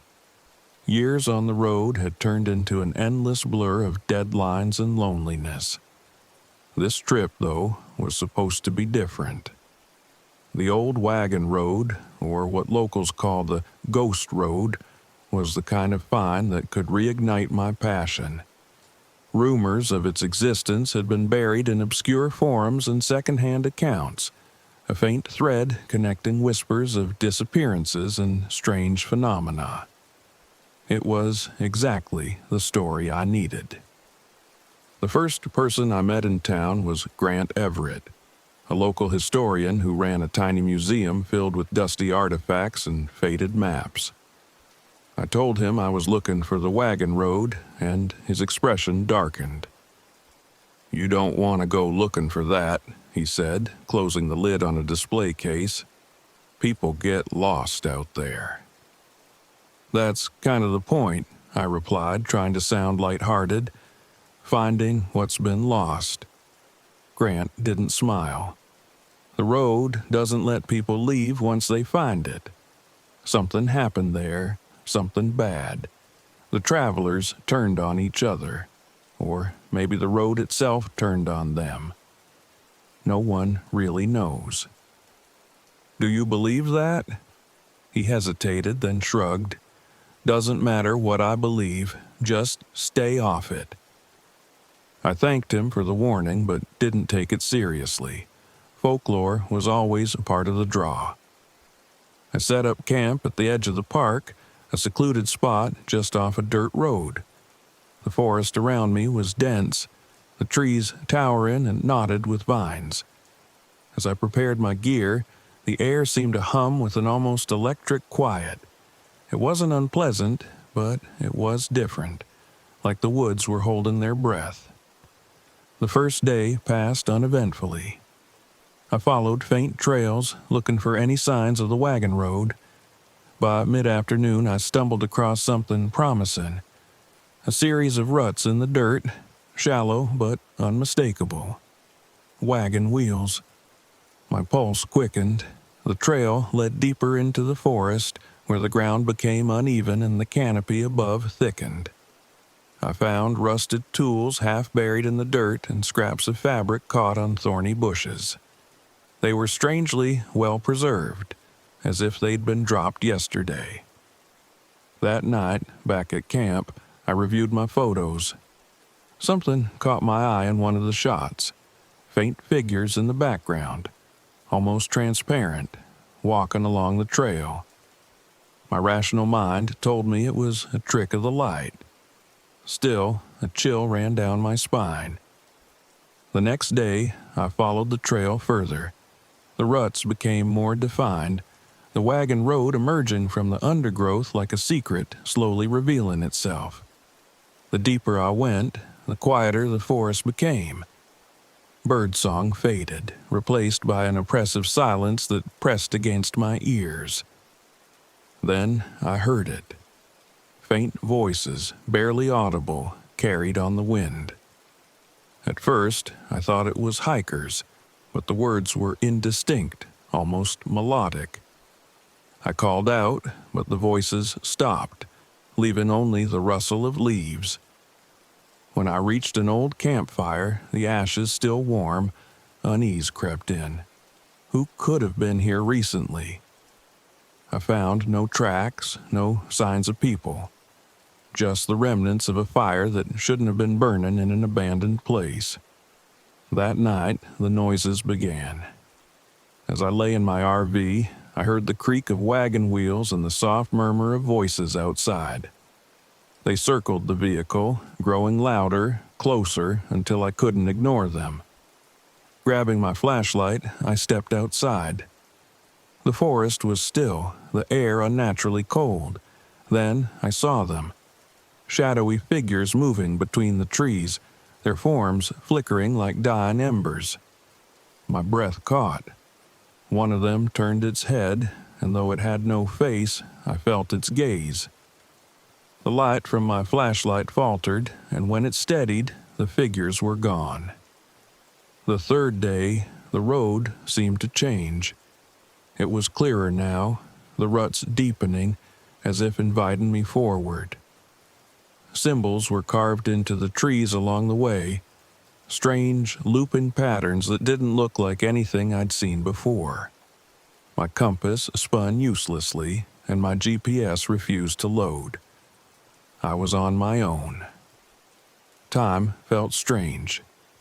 Hours passed in minutes, or maybe the other way around. The light through the trees didn't shift like it should have, staying at a constant, dim glow. I felt like I was walking in circles, but the road always stretched ahead, endless. That's when I saw them clearly for the first time. The lost travelers. They were shadowy forms, barely human, walking alongside broken wagons that creaked and groaned under invisible weight. Their movements were stiff, repetitive, like a looped recording. When I called out, they didn't respond. But when I stepped closer, they stopped, turning in unison to face me. The whispers started again, louder this time. They spoke of betrayal, desperation, and guilt, words that didn't make sense but clawed at something inside me. "You abandoned them," one voice hissed, and I froze. It was my voice. I pushed forward, refusing to let the hallucinations, or whatever they were, get to me. I came across an old wagon, its wood rotten but its contents eerily intact. Inside I found a journal, its pages brittle but legible. The entries told a story of paranoia and violence. A group of pioneers, lost on the road, turning on one another. The final entry chilled me. The road won't let us leave.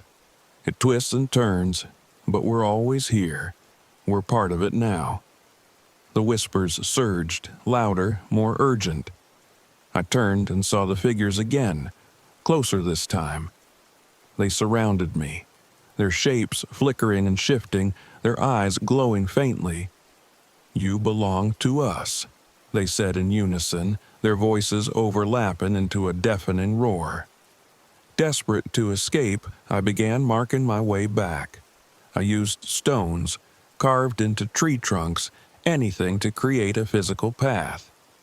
The road fought me, twisting and shifting, but I focused on the markers, ignoring the whispers and the figures that followed me. At some point, I stumbled into the clearing where my RV was parked. The air felt lighter, the forest alive again with birdsong and the rustling of leaves. I didn't question how I'd found my way back. I just packed up and left, my heart racing as I drove down the narrow dirt road. Days later, I reviewed my footage. Most of it was corrupted, the images warped and distorted. But one photo stood out, a clear shot of the road with the shadowy figures standing in the distance, watching. I closed my laptop and deleted the file. Some roads are better left forgotten.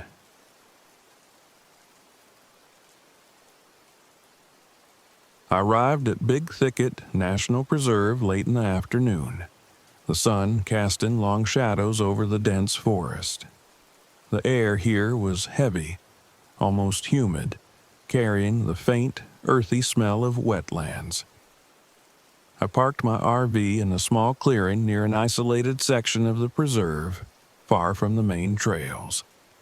It was exactly what I wanted. Quiet, untouched, a place to lose myself. This trip wasn't just about photography. Sure, I had a project in mind, documenting the eerie beauty of the marshlands, but it was also about escape.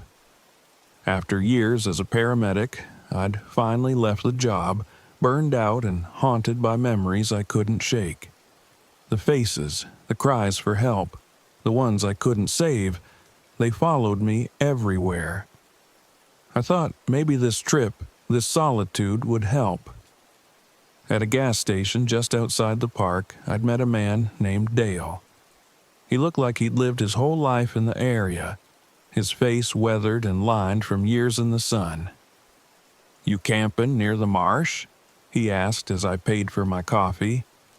"Yeah," I said, "looking to get some photos. Heard it's beautiful out there." "It is," he said, but his tone shifted, lower, more serious. "Just watch yourself. The marsh takes people." I raised an eyebrow. "Takes people?" He nodded. "You see lights, lanterns, don't follow them, no matter what. You hear me?" I chuckled nervously, unsure if he was joking. "Sure thing." Dale didn't laugh. "I mean it. Don't go chasing what ain't there." By the time I reached the marsh, the sun was setting. The place was breathtaking. Fog rolled in low over the water, and the petrified stillness of the trees gave the landscape an almost otherworldly feel. I spent the evening setting up my camera and tripod, capturing the way the light shifted across the marsh. The photos would be perfect for my project.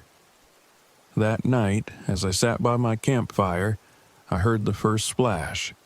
It was faint, like something stepping into the water, followed by the quiet sound of ripples.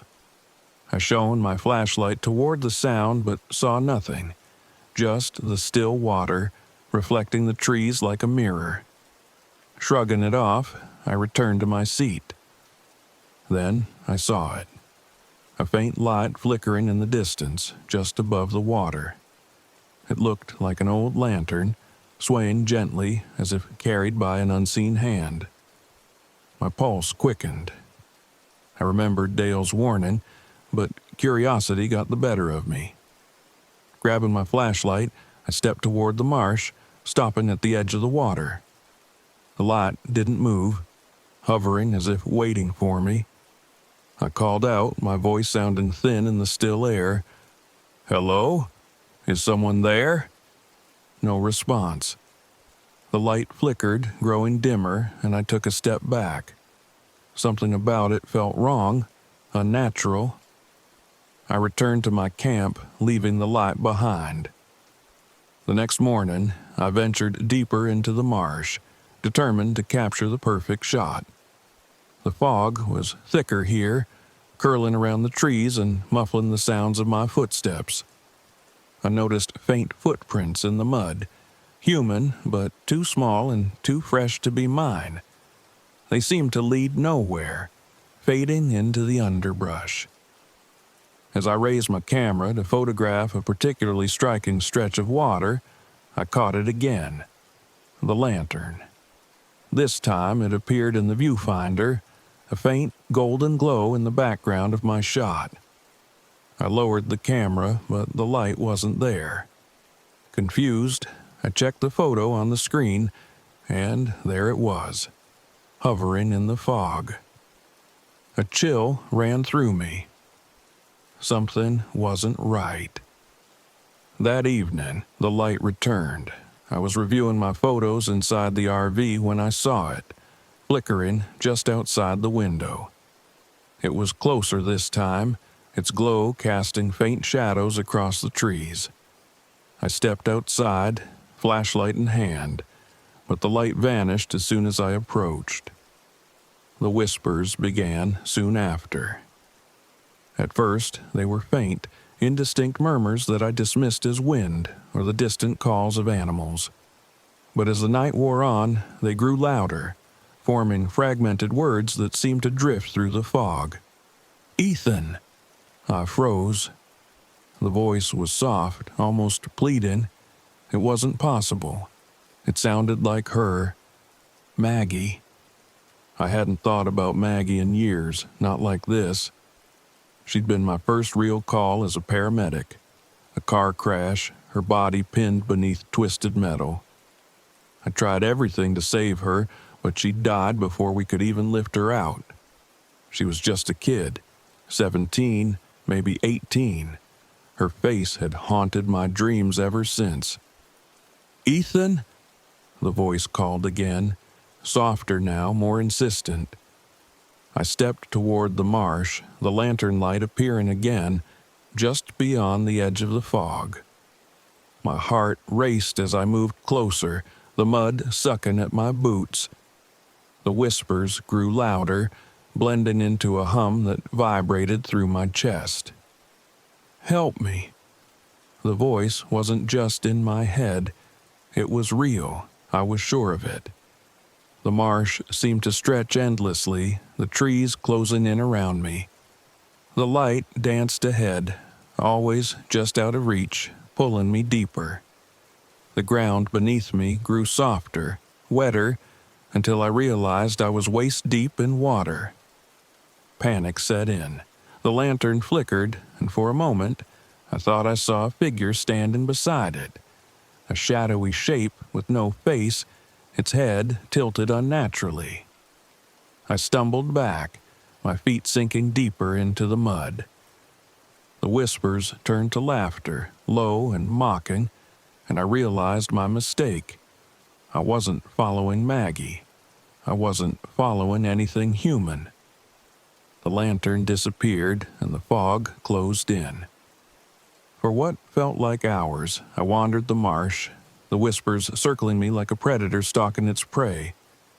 My flashlight flickered and died, leaving me in darkness. The hum returned, louder now, vibrating through the water, through my bones. Then I saw them. Lanterns. dozens of them surrounding me, their light reflecting off the water. Each one hovered at a different height, flickering like dying flames. The whispers swelled, overlapping voices that spoke my name, called for help, accused me of failures I couldn't fix. You let me die. You weren't fast enough. Why didn't you save me? I fell to my knees, clutching my head. The voices were deafening, the light blinding. I wanted to run, but my legs wouldn't move. The marsh was swallowing me. No, I shouted, my voice cracking. I did everything I could. The voices faltered. The lanterns dimmed, their glow flickering uncertainly. I tried, I said, louder this time. I did everything I could. It wasn't my fault. The whispers stopped. The lanterns began to fade, one by one, until only darkness remained. The fog lifted, revealing the marsh as it had been, silent, empty, still. I stumbled back to the RV at dawn, my clothes soaked and my body trembling. As I packed my things, I glanced back at the marsh, half expecting to see the lantern again, but there was nothing, just the quiet expanse of water. When I reviewed my photos later, most of them were corrupted, the images distorted and unreadable.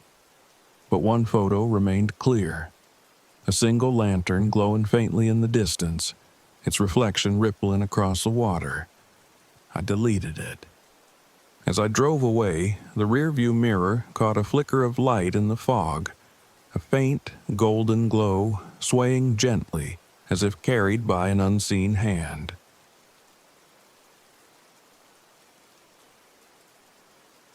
The air was dry and still when I parked my RV at the edge of the petrified forest. The landscape stretched out before me, otherworldly in its starkness, as if time had paused and left nothing but stone and silence. This trip was supposed to be a turning point, a chance to capture something unique for my travel blog, something that would pull my audience back and remind them why they started following me in the first place. I'd come here to document the petrified wood formations that dotted the desert, each one a relic of ancient forests turned to stone over millions of years. But I'd also come for the rumors, strange whispers, odd disappearances, a place where time itself seemed to bend. I wasn't one to believe in legends, but I knew a good story when I heard one. At the ranger station, I met Elena Torres, a researcher cataloging the formations. She was friendly enough but hesitant when I told her about my plans. "You're not camping too close to the formations, are you?" she asked, narrowing her eyes. "I was planning on it," I said. "Why?" She hesitated, glancing at the empty expanse behind me. "The locals don't go near certain areas, especially where the petrified wood is concentrated. There have been incidents, people hearing things, losing track of time. Some never came back." "Like disappearances?" I asked, my curiosity piqued. She nodded. "I'm not saying it's real, but if you hear whispers, don't follow them." I thanked her for the warning, even though I didn't plan on heeding it. The more she talked, the better this trip sounded. By the time I set up camp near an isolated section of the park, the sun was low on the horizon, turning the sky a fiery red. The petrified wood glinted in the fading light, their surfaces smooth and shimmering with mineral hues. They looked alive somehow, like they were waiting for something. I spent the evening filming the formations, setting up my tripod and drone to capture sweeping shots of the landscape. As I worked, I noticed something strange. Small piles of petrified wood arranged in odd patterns like miniature cairns. They seemed deliberate, too symmetrical to be random.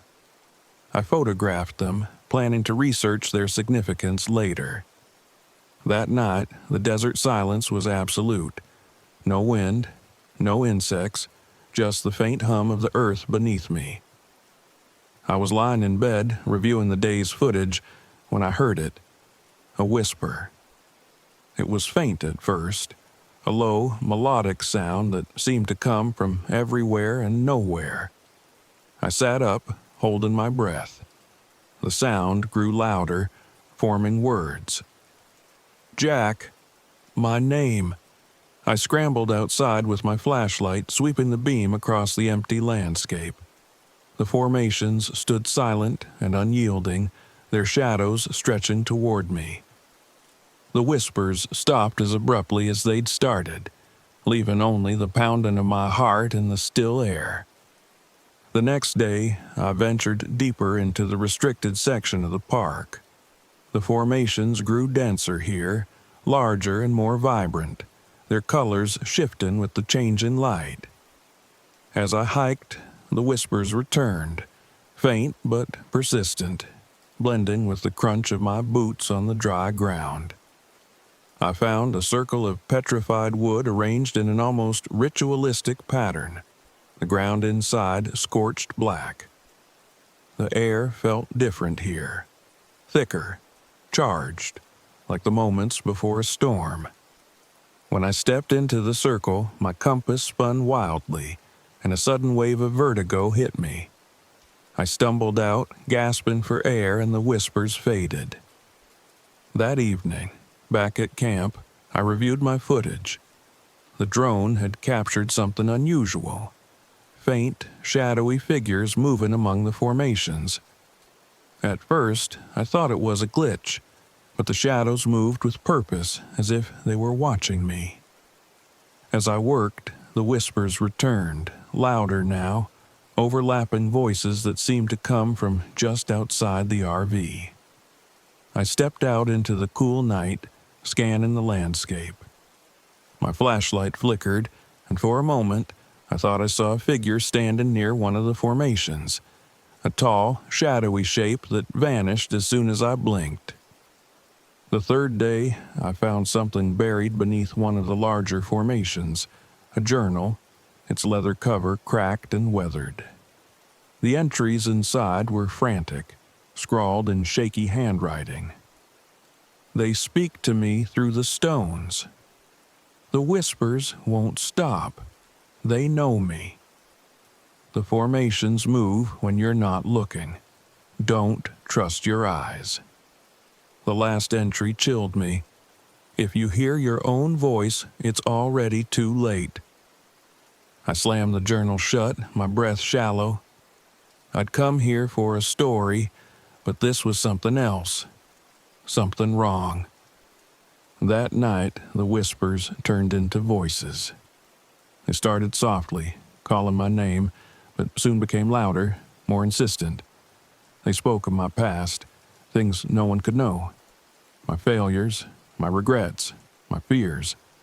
It was as if the desert itself had been listening, collecting pieces of me. "Jack!" a voice called, louder than the others. It was my voice. I turned toward the sound and saw a figure standing just beyond the edge of my camp. It was me.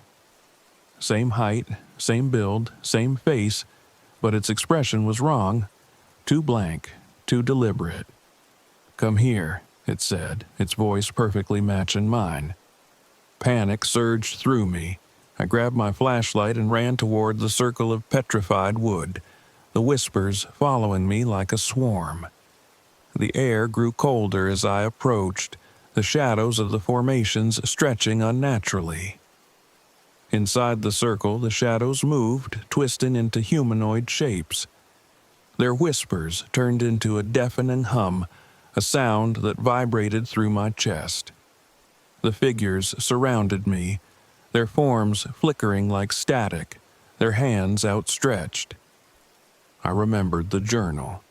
The formations were a trap, a way to lure people in and keep them there. Desperate, I grabbed a piece of petrified wood and swung it at the largest formation, shattering it. The hum faltered, the shadows recoiling as if in pain. I smashed another and another, the circle breaking apart with each blow. The shadows shrieked and dissolved, the air growing still. At dawn, the desert was silent again. The petrified formations stood unchanged, their colors muted in the soft light. But the circle was gone, its pieces scattered like ash. I packed up and left, my hands trembling as I gripped the steering wheel.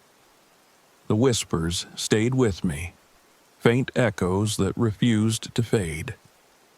Weeks later, I reviewed my footage, hoping to make sense of what had happened. The files were corrupted, the images distorted, but one frame remained clear. A figure standing among the stones, its face identical to mine. It smiled.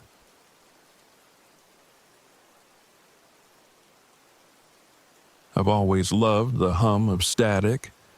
For as long as I can remember, radios have been my sanctuary, pulling faint whispers from the ether, decoding distant voices from places I'd never see. It wasn't just a hobby, it was my obsession. So when I heard about the strange transmissions in Black Hills National Forest, I knew I had to go. The Phantom Band, they called it. Bursts of static, eerie music, and disjointed voices carried on shortwave frequencies no one could explain. I'd read posts from fellow radio enthusiasts, but no one had traced its source. That would be my job. I parked my RV in a clearing deep in the forest where the trees were so thick they blotted out most of the light. It was perfect. Isolated, no cell service, and far from prying eyes. I set up my antennas, connected my receiver, and tuned in. The forest was silent as I worked, except for the faint chirp of insects. Around midnight, I heard it, a rhythmic pulse of static, like a heartbeat. I leaned closer to the speaker, adjusting the dials. A garbled voice emerged, repeating numbers 7, 4, 3, 7, before dissolving into static again. My pulse quickened as I scribbled the sequence in my notebook. "Come on," I muttered, turning the knobs. The signal wavered, then cleared. This time I heard a faint voice. My voice. "You shouldn't have come." The next morning, I dismissed the transmission as a coincidence, an odd reflection of my own voice bouncing off the atmosphere, but it gnawed at me. I scanned the frequencies again, and the signal returned. This time it carried faint music, otherworldly and distorted, like a waltz played on a warped record. Then came coordinates, broadcast in the same mechanical voice. I triangulated the location and found it pointed to a spot deep in the forest. A shiver ran through me. It was remote, miles from any trail. Perfect. Packing my portable radio, I set off. The forest was dense, the air heavy with the smell of pine and earth. As I walked, the world grew quieter. Even the birdsong faded, replaced by the crunch of leaves under my boots and my own labored breathing. After 2 hours of hiking, I found it. An old radio tower hidden among the trees. The structure was rusted and tilted, its metal frame covered in vines. At the base, I found the remains of a campsite, an old canvas tent, broken equipment, and notebooks filled with frantic scrawls. I picked one up, the pages damp and brittle. Most of the writing was illegible, but a few phrases stood out. "The signal is alive. It knows me." I looked up at the tower. It emitted a low hum, faint but constant, like a far-off generator. My portable radio crackled, and the music returned, louder now, almost melodic. The air grew colder as I approached. The hum resonated through my chest, making my heartbeat feel out of sync. I set the notebook down and stepped back, my instincts screaming at me to leave. Instead, I turned the radio dial. The static intensified and a voice whispered my name. Eric. I stumbled back to the RV, my head pounding. That night, I couldn't sleep. Every time I closed my eyes, I saw the tower, its rusted frame stretching endlessly into a gray sky. At some point, I must have drifted off because I dreamed of fire. In the dream, I was standing at the top of the tower, surrounded by flames. The structure groaned and swayed as the fire consumed it. Below, the forest burned, shadows flickering through the smoke. A figure stood at the base of the tower, holding something glowing, a device, maybe a lantern. Its face was obscured, its voice carried on the wind. "Turn back," it said. I woke, gasping, the smell of smoke still lingering in my nose. Outside, the forest was dark, the only sound the faint hum of my equipment. The signal returned the next morning, stronger than ever. My receiver crackled and hissed, the music playing in fragments. Then came the numbers again, followed by static. 7, 4, 3, 7. I couldn't resist. Grabbing my gear, I set off for the tower again, my legs heavy with dread. The forest seemed darker this time, the trees closing in around me. The hum grew louder as I neared the tower, pulsing like a heartbeat. When I reached it, I climbed the rusted ladder, the metal cold under my hands. The air thinned as I ascended, the hum rising in pitch. At the top, I found a small platform barely large enough to stand on. In the center sat a device, an old transmitter, wires tangled around its base. It pulsed faintly, emitting bursts of static. I reached for it, and the voice returned. "Eric?" I froze. The shadowy figure from my dream appeared below, its form flickering like a projection. "You shouldn't have come," it said, its voice echoing in my head. The air grew thick, making it hard to breathe. The static on my radio turned into a deafening roar, drowning out my thoughts. "What are you?" I shouted, gripping the railing. The figure didn't answer.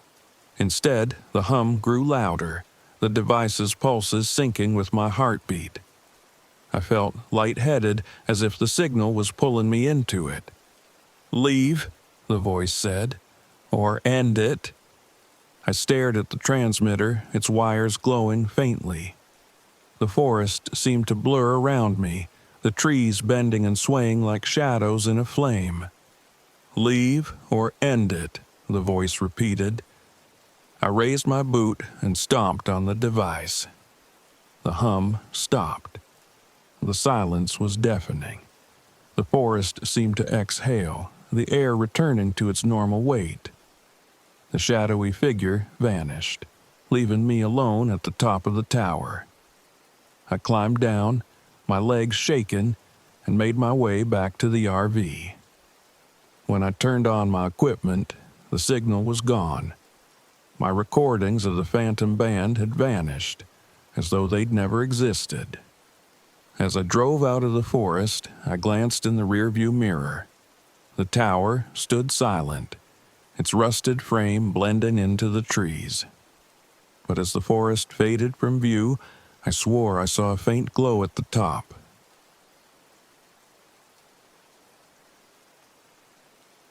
I arrived at Canyon de Delli in the early afternoon, the sunlight painting the red cliffs in warm hues as I parked my RV at a remote overlook. The view of Spider Rock, that towering sandstone spire, took my breath away.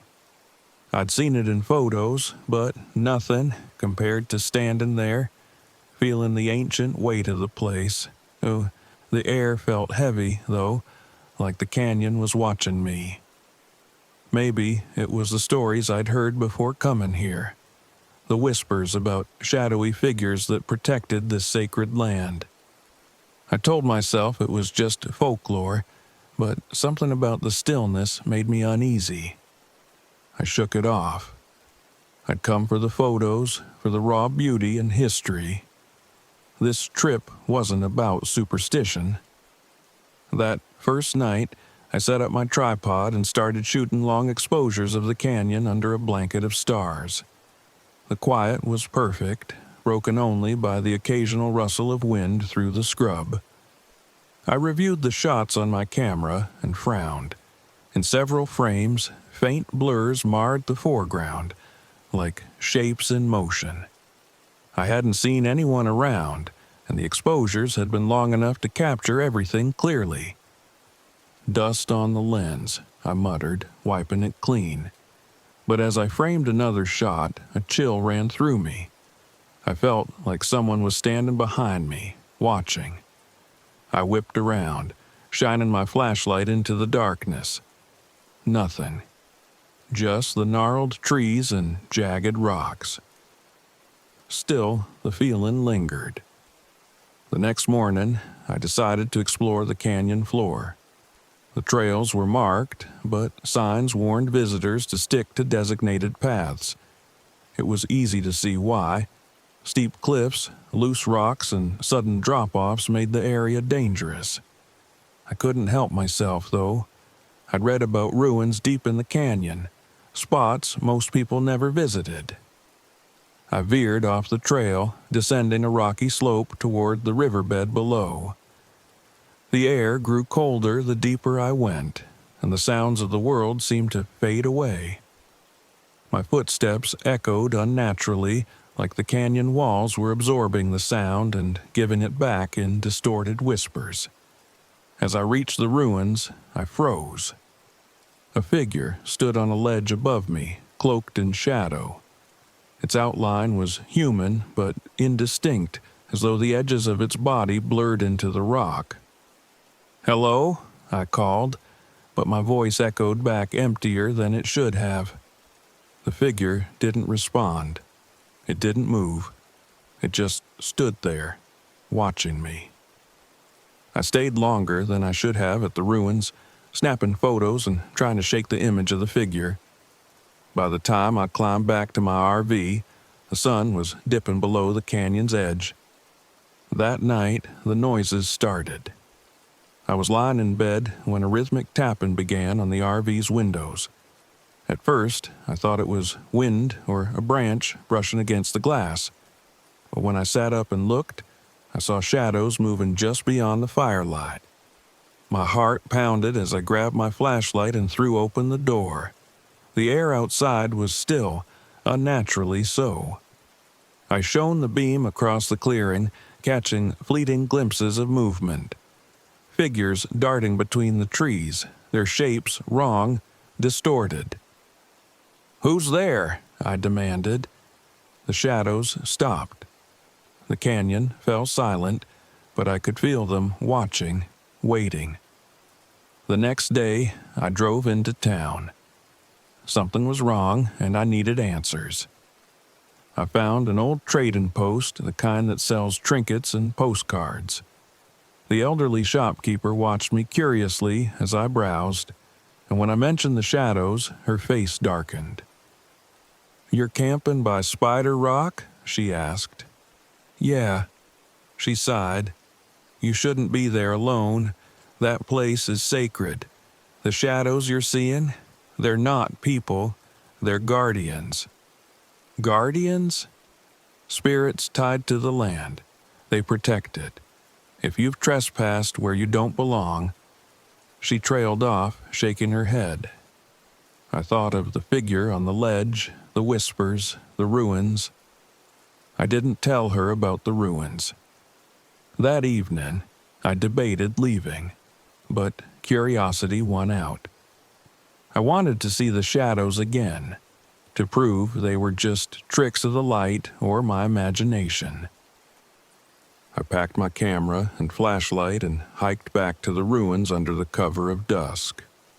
The canyon was darker this time, the air heavy with anticipation. When I reached the ruins, the temperature plummeted. My breath came out in clouds, the chill biting into my skin. I set up my tripod, but before I could take a shot, the whispers returned, clearer this time, voices speaking in a language I didn't understand. Then they appeared. The shadows emerged from the canyon walls, their forms shifting and fluid. They surrounded me, their whispers rising to a deafening chorus. I froze as one stepped closer, its shape solidifying into a humanoid figure with no discernible features. It pointed at my camera, then at the ruins. "I'm sorry," I whispered, realizing too late what I'd done. I disrespected the land, the history it held. The shadows pressed closer, their presence suffocating. My flashlight flickered and died, plunging me into darkness. "Please," I said, my voice shaking. "I didn't mean to—" The whispers stopped. One shadow knelt before me, holding out a hand. I understood what it wanted. I placed my camera on the ground and backed away. The shadow reached out, its form enveloping the camera. The air grew warmer, the oppressive weight lifting. The shadows retreated, melting back into the canyon walls. The whispers faded, replaced by the soft rustle of wind through the trees. I stood there for a long time, the reality of what had happened sinking in. When I returned to the RV, everything felt different. The canyon no longer felt hostile, but there was a solemnity to it, a quiet reminder of the power I'd encountered. My other gear was untouched, but my camera was gone. I didn't try to retrieve it. As I drove away the next morning, I glanced back at Spider Rock. A single shadow stood at the edge of the cliff, watching. I didn't stop.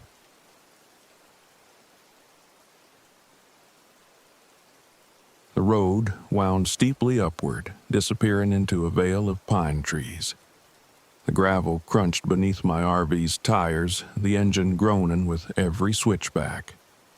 I should have turned back. I told myself this was a bad idea the moment I saw the faded sign at the base of the trail. Fire Lookout, 3.7 miles. The words were nearly illegible, overtaken by moss and time. But here I was, halfway up the mountain, chasing a view that no one cared to visit anymore. No cell service, no trail maps, no signs of life. Perfect. The truth was, I wasn't here for the scenery. This trip was about facing my demons, or at least that's what I'd told myself when I planned it. After 2 years of silence, 2 years of avoiding everything and everyone who knew what had happened, I figured I owed it to myself to stop running. Maybe the summit would give me the clarity I needed. Or maybe it would swallow me whole. I parked the RV at a flat patch near the trailhead, the wind biting as I stepped outside. The air smelled crisp, untouched, with a faint edge of something metallic, like smoke on cold iron. The trail ahead was narrow and rocky, zigzagging upward into the forest. Above the treetops, I could just make out the silhouette of the Fire Lookout Tower, a dark, angular shape perched precariously on the summit. The first hour of the hike was uneventful, the quiet almost soothing. The only sounds were my boots crunching against the trail and the occasional gust of wind through the pines. But as I climbed higher, the forest seemed to change. The trees grew closer together, their branches arching overhead like a canopy. The light dimmed, and the air grew colder, sharp enough to sting my lungs. Then I saw the footprints. Fresh prints in the snow, leading up the trail ahead of me. They were too large to be from an animal, and too well defined to have been there long. I hadn't seen another car at the base of the trail. As far as I knew, I was alone. My first thought was a ranger. Maybe someone else had come to check on the old tower, but the footprints didn't comfort me. They unsettled me. They felt wrong somehow, too precise, too deliberate, like whoever or whatever made them had been waiting for me to follow. By the time I reached the halfway point, the air had grown eerily still. No birds, no wind, just the sound of my own breathing and the occasional creak of snow underfoot. The trees seemed taller now, their branches twisted and gnarled. It felt as though the forest was watching me. Then I saw the fire. It was distant, a flicker of orange light between the trees just off the trail. My heart leapt into my throat. Memories surged. Heat, smoke, the roar of flames swallowing everything in their path. For a moment, I was back in that burning forest, shouting orders that no one could hear, watching as the fire devoured my team. I blinked, and the flames were gone. Just shadows dancing on the snow. The fire lookout tower came into view as the sun dipped below the horizon. It stood like a skeleton against the bruised sky, its metal frame dark and rusted. The windows were intact but fogged over, and the door hung slightly ajar, swaying in the wind. But the most unsettling part was the light. A faint glow pulsed from the tower's interior, flickering unevenly like an old bulb struggling to stay alive. The tower had been abandoned for decades. There was no way it still had power. I hesitated at the base of the stairs, my breath clouding in the frigid air.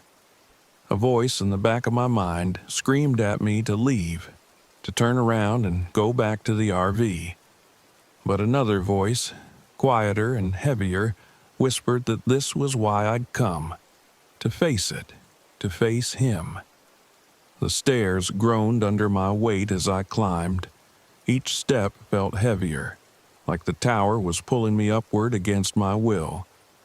By the time I reached the landing, my chest was tight and my legs trembled, not from the cold, but from the oppressive weight of the air around me. The door creaked open as I pushed it, revealing the cramped interior of the lookout. A desk sat in the corner, covered in papers yellowed with age. A map of the surrounding area was pinned to the wall, its edges curling. The source of the light was an old lantern on the desk, its flame unnaturally steady. And then I saw him. A figure stood by the window, his back to me. He wore a ranger's uniform, the fabric scorched and tattered. Smoke curled faintly from his shoulders, rising into the rafters. My breath hitched as recognition slammed into me like a freight train. "Jake?" I whispered. The figure turned slowly, his face pale and ashen. His eyes locked onto mine, hollow and unblinking, and his lips twisted into a smile that didn't belong on a living face. "You came," he said, his voice a rasping echo. "I knew you would." I stumbled back, gripping the edge of the desk for support. My head spun, the room tilting around me. This wasn't possible. Jake had died 2 years ago, in the fire I'd failed to contain. I'd seen him fall, his silhouette swallowed by the flames as I shouted his name. He couldn't be here, but he was. "You left me," he said, stepping closer. The floor didn't creak beneath his boots. "You let me burn." "I didn't," my voice cracked. "I tried to save you. I swear You didn't try hard enough." The lantern flickered violently, casting his shadow across the walls. It stretched unnaturally, twisting and writhing like it had a life of its own. The air grew heavier, pressing against my chest, and the faint smell of smoke thickened, choking me.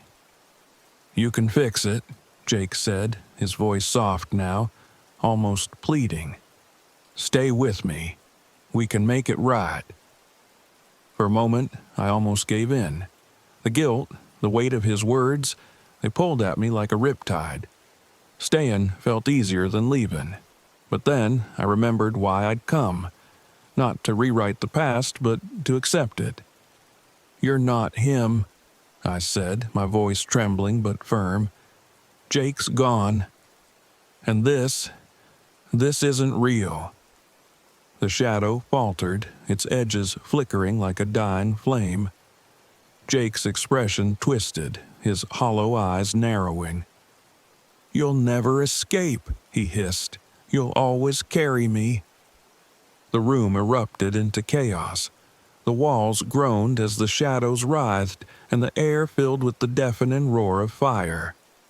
Flames licked at the edges of the room, though I felt no heat. Jake's figure dissolved into smoke, swirling around me, his voice echoing over and over. "You'll never escape." I don't remember how I got out of the tower. One moment I was choking on smoke, the next I was stumbling down the trail, the forest spinning around me. By the time I reached the RV, the first light of dawn was breaking over the horizon. The tower stood in the distance, dark and silent. No light, no smoke, just a forgotten relic against the morning sky. As I climbed into the RV, my hands shaking, I noticed something on the dashboard, a small, charred badge. Jake's badge. I held it tightly, tears streaming down my face. I'd never forget him, but I wouldn't let the guilt consume me anymore. The road stretched out before me, winding back down the mountain. As I started the engine, I glanced in the rearview mirror one last time. The tower flickered faintly like a dying ember.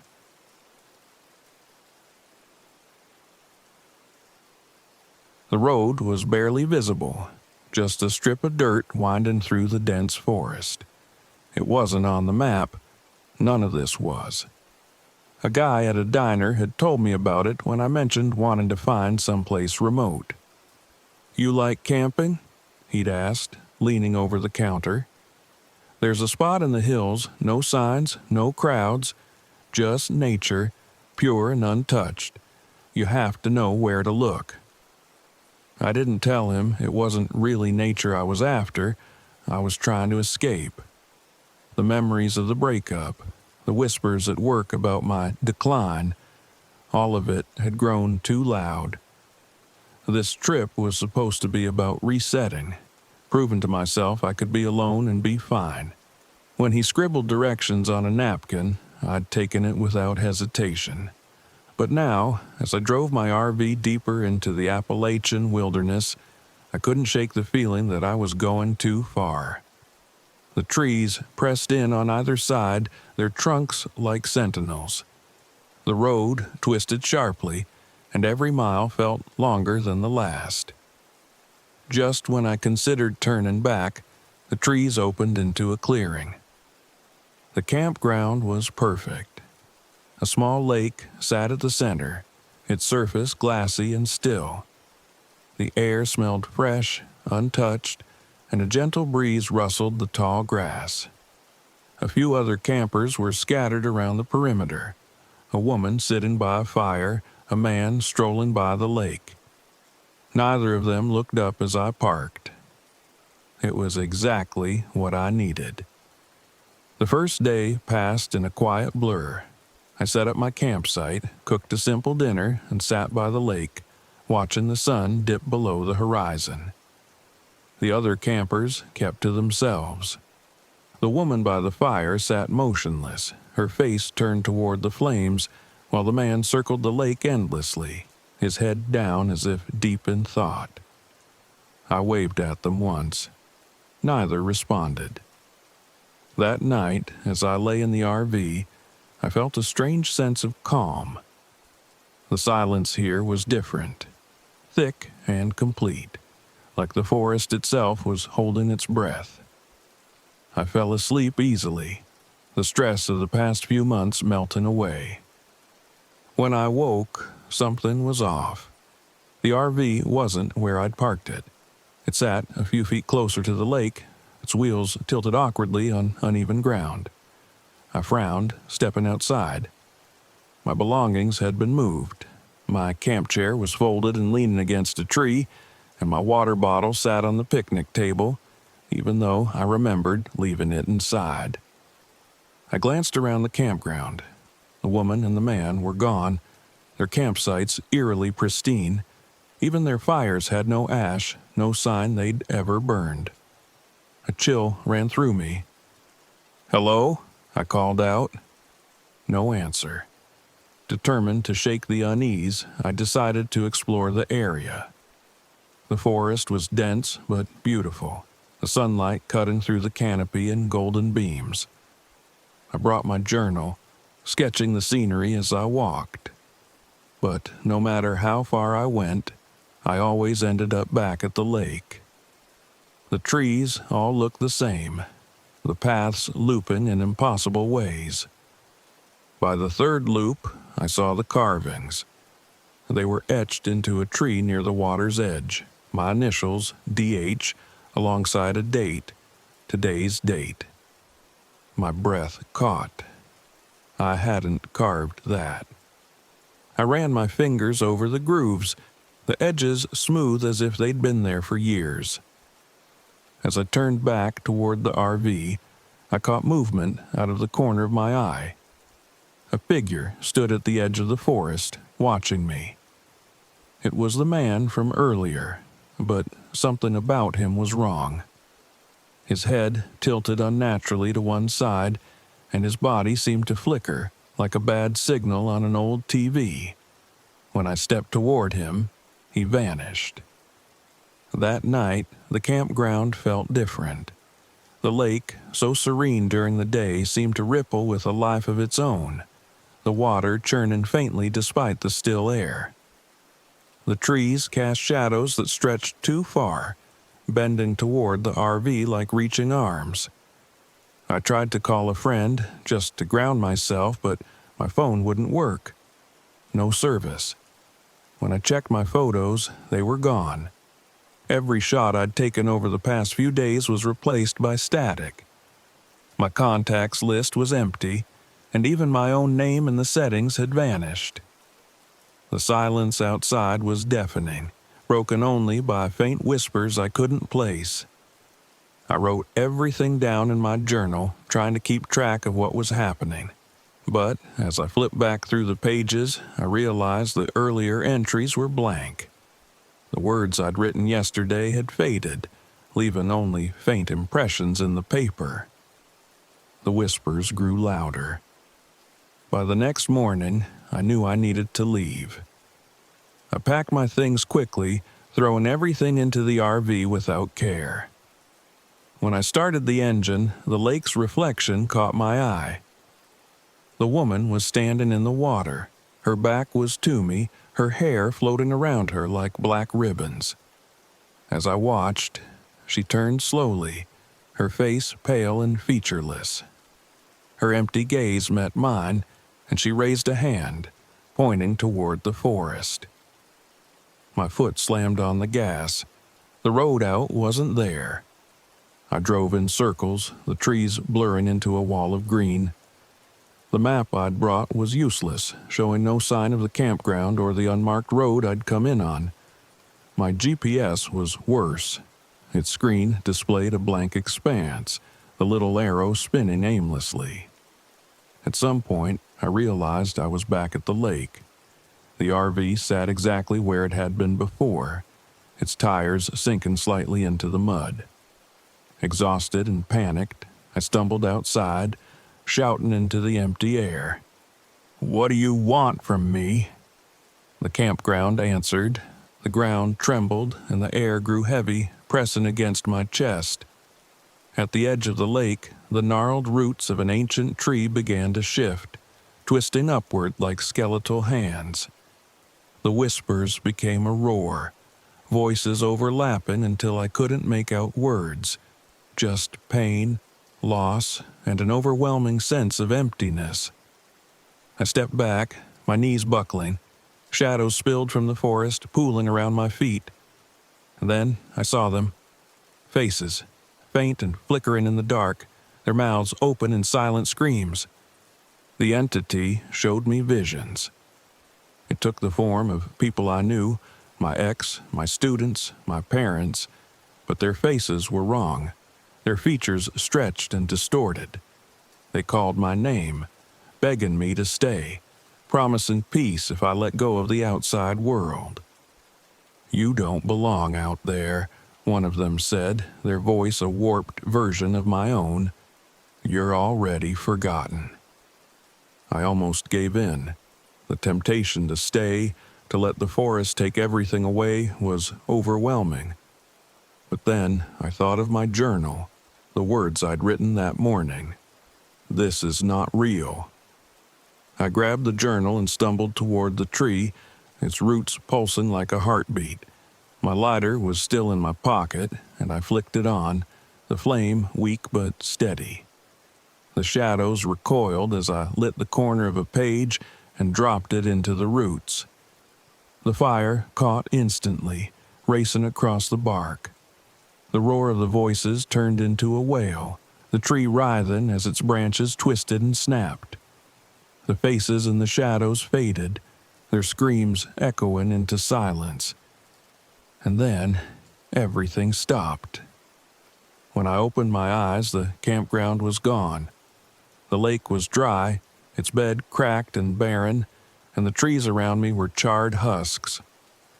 My RV sat in the middle of the clearing, the engine humming faintly. I didn't question it. I climbed inside and drove. The road reappeared as I left, winding back toward the world I thought I'd lost. But something was different. My phone was empty. No contacts, no photos, no trace of the life I'd had before. Even my reflection in the mirror looked off, like it didn't quite belong to me. And when I checked the journal later, the pages were blank. I don't know if I escaped. Not really. Sometimes when the world gets too quiet, I hear the whispers again, faint but insistent. And in my dreams, the lake still ripples, the shadows still reach, and the campground waits. It always waits.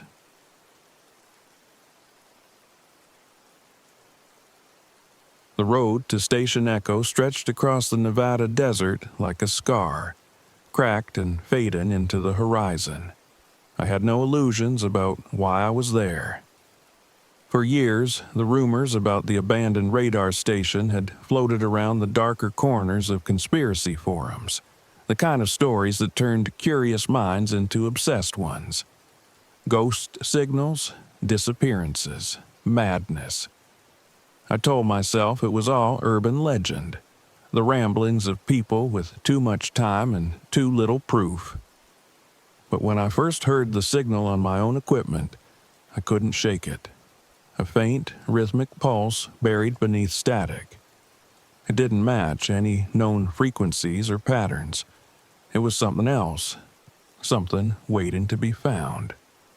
So here I was, parked miles from the nearest town, the ruins of Station Echo barely visible against the desolate skyline. My RV groaned as I pulled to a stop on the cracked dirt. The air was sharp and cold, the kind of stillness that made you feel like the world had stopped turning. This was the edge of nowhere. And it was perfect.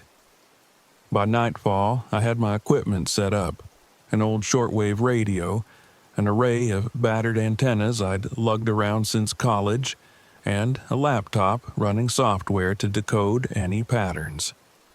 The signal came almost immediately, faint but unmistakable. Pulse, static, pulse, static. The rhythm was hypnotic, almost like a heartbeat. Every so often it would stutter, letting out a distorted burst of sound that felt too deliberate to be random. I scribbled notes furiously, trying to decode the pattern. Nothing matched. It was like the signal was alive, shifting just enough to stay one step ahead of me. The first distortion came around midnight. A sharp, jarring tone blared through the speakers so loud I nearly knocked over the laptop. My headphones crackled, the sound reverberating in my skull. And then, faintly, beneath the static, I heard it. A voice. I leaned closer, adjusting the dials. The words were garbled, almost human, but not quite. I could only make out fragments. Closer. You're so close. My skin prickled. I pulled off the headphones, staring at the radio as if it might explain itself. The signal had gone back to its regular rhythm, pulsing steadily like nothing had happened. But I knew what I'd heard. Just interference, I muttered to myself. That's all. But even as I said it, I didn't believe it. I woke up on the floor. The RV was freezing, my breath visible in the pale light of dawn. The signal still hummed faintly through the speakers, a constant background presence. My laptop screen flickered, lines of code scrolling endlessly, even though I hadn't left it running. I checked the time. 7:42 a.m. The last thing I remembered was sitting at the table around 2 a.m., jotting down notes. 5 hours gone, just like that. I told myself I must have passed out, but my chest tightened at the thought. I never fell asleep while working. Never. When I stepped outside, the desert felt wrong. The air was heavy, and the horizon seemed closer, the mountains almost leaning in. I scanned the area, looking for signs of anyone else. Nothing but empty wasteland. Then I saw them. Footprints. They circled the RV, faint but deliberate, leading off toward Station Echo. My heart thudded in my chest as I followed the trail.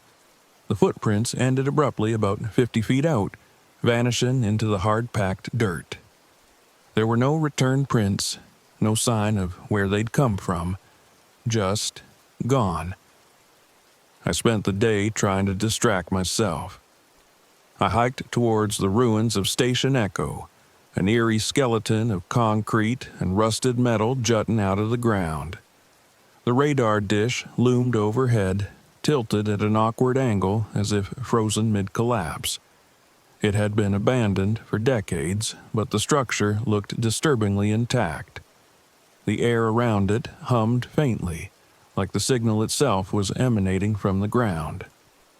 Inside, the walls were covered in graffiti, most of it standard fare, names and dates scrawled in spray paint. But deeper into the station, the markings became stranger. Symbols etched into the concrete, jagged and angular. I ran my fingers over one, and a chill shot through me. The static grew louder as I approached the center of the building. My head throbbed, and the walls seemed to close in. I found an old control panel, its dials and switches coated in decades of dust. But one of the screens was lit, faintly flickering with static. That was impossible. There hadn't been power here in years. As I stared at the screen, words began to form in the static, flickering in and out of focus. It's listening. The hairs on my neck stood on end. I stumbled back, tripping over debris, and bolted out of the station. The second night, I tried to shut the radio off. The signal was relentless, pulsing in the back of my mind even when I wasn't listening. I threw a blanket over the equipment and sat on the RV's bed, clutching my notebook like it could keep me grounded. That's when the tapping started. It was faint at first, just a soft knock against the side of the RV. Then it grew louder, more insistent, moving from one wall to another as if something was circling me. My pulse raced as I grabbed the flashlight and stepped outside. The desert was pitch black, the stars hidden behind a veil of clouds. The tapping stopped the moment I exited the RV, replaced by an unnatural silence. I swung the flashlight around, catching glimpses of the barren landscape. Nothing moved. Then I heard it. A low, static-filled voice coming from the direction of the station echo. "Closer," it whispered. "So close." By the third day, I wasn't sure what was real anymore. The signal had embedded itself in my thoughts, a constant hum that drowned out everything else. My journal had pages I didn't remember writing, filled with strange symbols and phrases like, "It sees you," and "The signal is alive." When I stepped outside, the RV wasn't where I'd parked it. It sat 50 yards away, facing a different direction. My equipment was still inside, wires trailing out like veins. The footprints were back, circling the vehicle in intricate patterns. Desperate for answers, I returned to Station Echo. The air was colder now, sharp enough to sting my lungs. The shadows inside the station seemed darker, deeper. The radar dish overhead groaned as if straining against some unseen force. In the center of the control room, the screen glowed brighter. Static filled the room and the voice returned, louder this time. "You're here," it said.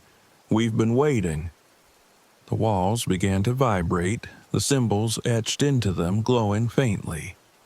The static grew deafening, a rising cacophony that pressed against my skull. I collapsed to my knees, clutching my head, and the voice spoke again. "Stay with us."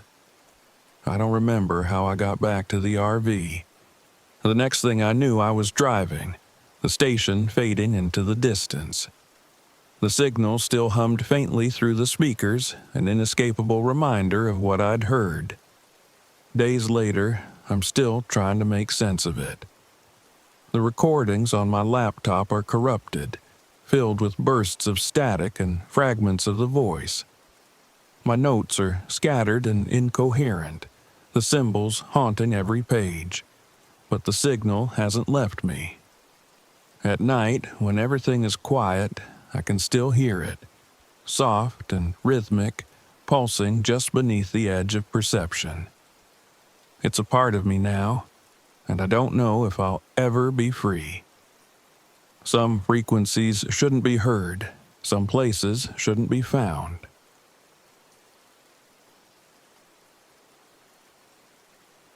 The Lantern Keeper. It was a story I'd heard in passing, whispered in a late-night conversation at a roadside diner.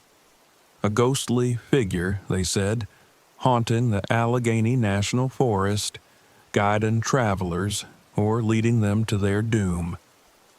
It sounded like the kind of local legend my readers would eat up. So, when I parked my RV deep in the forest, not far from a disused fire road, I had one goal: to find the Lantern Keeper. The forest stretched endlessly around me, thick with towering trees that seemed to crowd the light out of the sky. It was peaceful in a way, but the silence had weight, like the woods were holding their breath.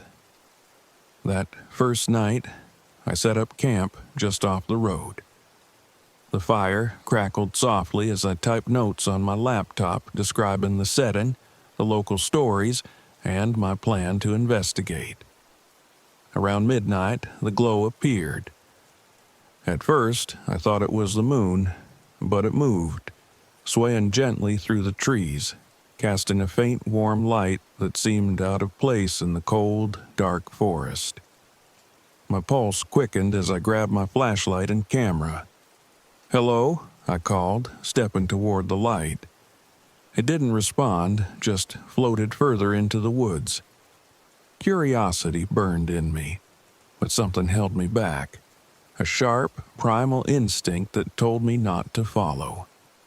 I stayed at the edge of the clearing, watching as the light grew fainter, then disappeared entirely. The next day, I searched the forest for signs of the light. My footsteps crunched over fallen leaves as I explored old, overgrown trails. I kept my recorder running, narrating my thoughts and observations. The forest was alive with little sounds, the distant call of a bird, the rustle of leaves in the wind. But beneath it all, there was a strange stillness. Halfway through the afternoon, I found it. The old fire tower. It was taller than I'd expected, its metal frame rusted and crooked but still standing. Graffiti covered the walls of the small cabin at its base, much of it crude, but a few phrases stood out. Don't follow the light, the keeper sees all, and he chooses you. I snapped photos and climbed partway up the tower, the rickety stairs groaning under my weight. The view was incredible. Miles of unbroken forest stretching to the horizon, but I couldn't shake the feeling that I was being watched. On the way back to the RV, I noticed a pattern in the leaves, like something had dragged a lantern through the dirt. That night, the glow returned. I sat by the fire, sipping coffee, when I saw it hovering deeper in the woods, brighter this time, swaying back and forth. I grabbed my flashlight and camera, my heart pounding. "Hey!" I shouted, stepping toward it. "Who's there?" The light didn't stop. It floated further into the trees, just beyond reach. Against my better judgment, I followed it. The woods grew darker the further I went, the flashlight barely cutting through the dense shadows. The light stayed just ahead, its movements deliberate, like it wanted me to follow. After what felt like an eternity, the light stopped in front of an abandoned cabin. The structure was old, its wooden walls sagging and covered in moss. The door creaked as I pushed it open, the air inside damp and heavy with the smell of decay. My flashlight swept over broken furniture, rusted tools, and scattered debris. In the corner, I found a journal, its leather cover cracked and fragile. The pages were filled with cramped handwriting, the words recounting the life of a fire lookout who had died in a blaze years ago. "I couldn't leave my post," one entry read. "The forest is mine to watch over, even in death." My fingers trembled as I read. This was it. Proof of the legend. I woke up the next morning in my RV, the journal still clutched in my hands. I didn't remember how I got back. The light, the cabin, they felt like fragments of a dream, but the dirt on my boots told me it had been real. The forest felt different that day, heavier. As I hiked, I heard faint rustling behind me, like footsteps mirroring my own. Every time I turned, the woods were empty. Near the fire tower, the glow appeared again, this time in broad daylight. It hovered over the trail, swaying erratically, brighter than ever. My recorder picked up strange noises, crackling like distant flames, and a low hum that made my skin crawl. "Who are you?" I whispered, my voice shaking. The light didn't answer. Instead, it vanished into the trees. That night, the dream started. I was back in the woods, surrounded by flames. The fire tower stood in the distance, consumed by smoke, and the figure of a man stood at its base, holding a lantern. His features were obscured, his body more shadow than substance. I woke, gasping, the smell of smoke lingering in my nose. Outside, the lantern's glow flickered just beyond the RV. I couldn't ignore it anymore. I had to know the truth. I followed the light back to the fire tower, my flashlight cutting through the darkness. The structure loomed above me, its shadow stretching like a claw across the ground. The light floated up the stairs, and I climbed after it, my heart racing. At the top, the lantern hung suspended in midair, its glow filling the small room. Then he appeared, the lantern keeper. His form was indistinct, a shadowy figure with faint, glowing eyes. The air grew thick, and a voice, deep and echoing, filled the tower. "You have disturbed this place," it said. "What do you seek?" I wanted to know your story," I stammered. "To tell it." The air crackled with heat, and the journal in my bag burst into flames. I dropped it, watching in horror as the pages turned to ash. "Stories are not yours to take," the keeper said. "This land remembers. You must choose, leave or follow." The lantern's glow grew brighter, its pull almost magnetic. My feet edged toward it involuntarily. I thought of the warnings, the graffiti in the fire tower. "Don't follow the light." "I'm sorry," I said, stepping back. "I shouldn't have come here." The lantern dimmed, and the keeper's form dissolved into the shadows. The oppressive weight lifted, and I stumbled down the stairs, my legs trembling. When I reached the bottom, the forest was silent again, the air crisp and cool. The next morning, I packed up and left. As I drove away, I glanced in the rearview mirror and saw the lantern's glow flickering at the edge of the forest. Back home, I wrote my story, careful not to embellish too much. Some things I realized weren't meant to be understood. Even now, I see the glow in my dreams, a reminder of the lantern keeper's watchful presence,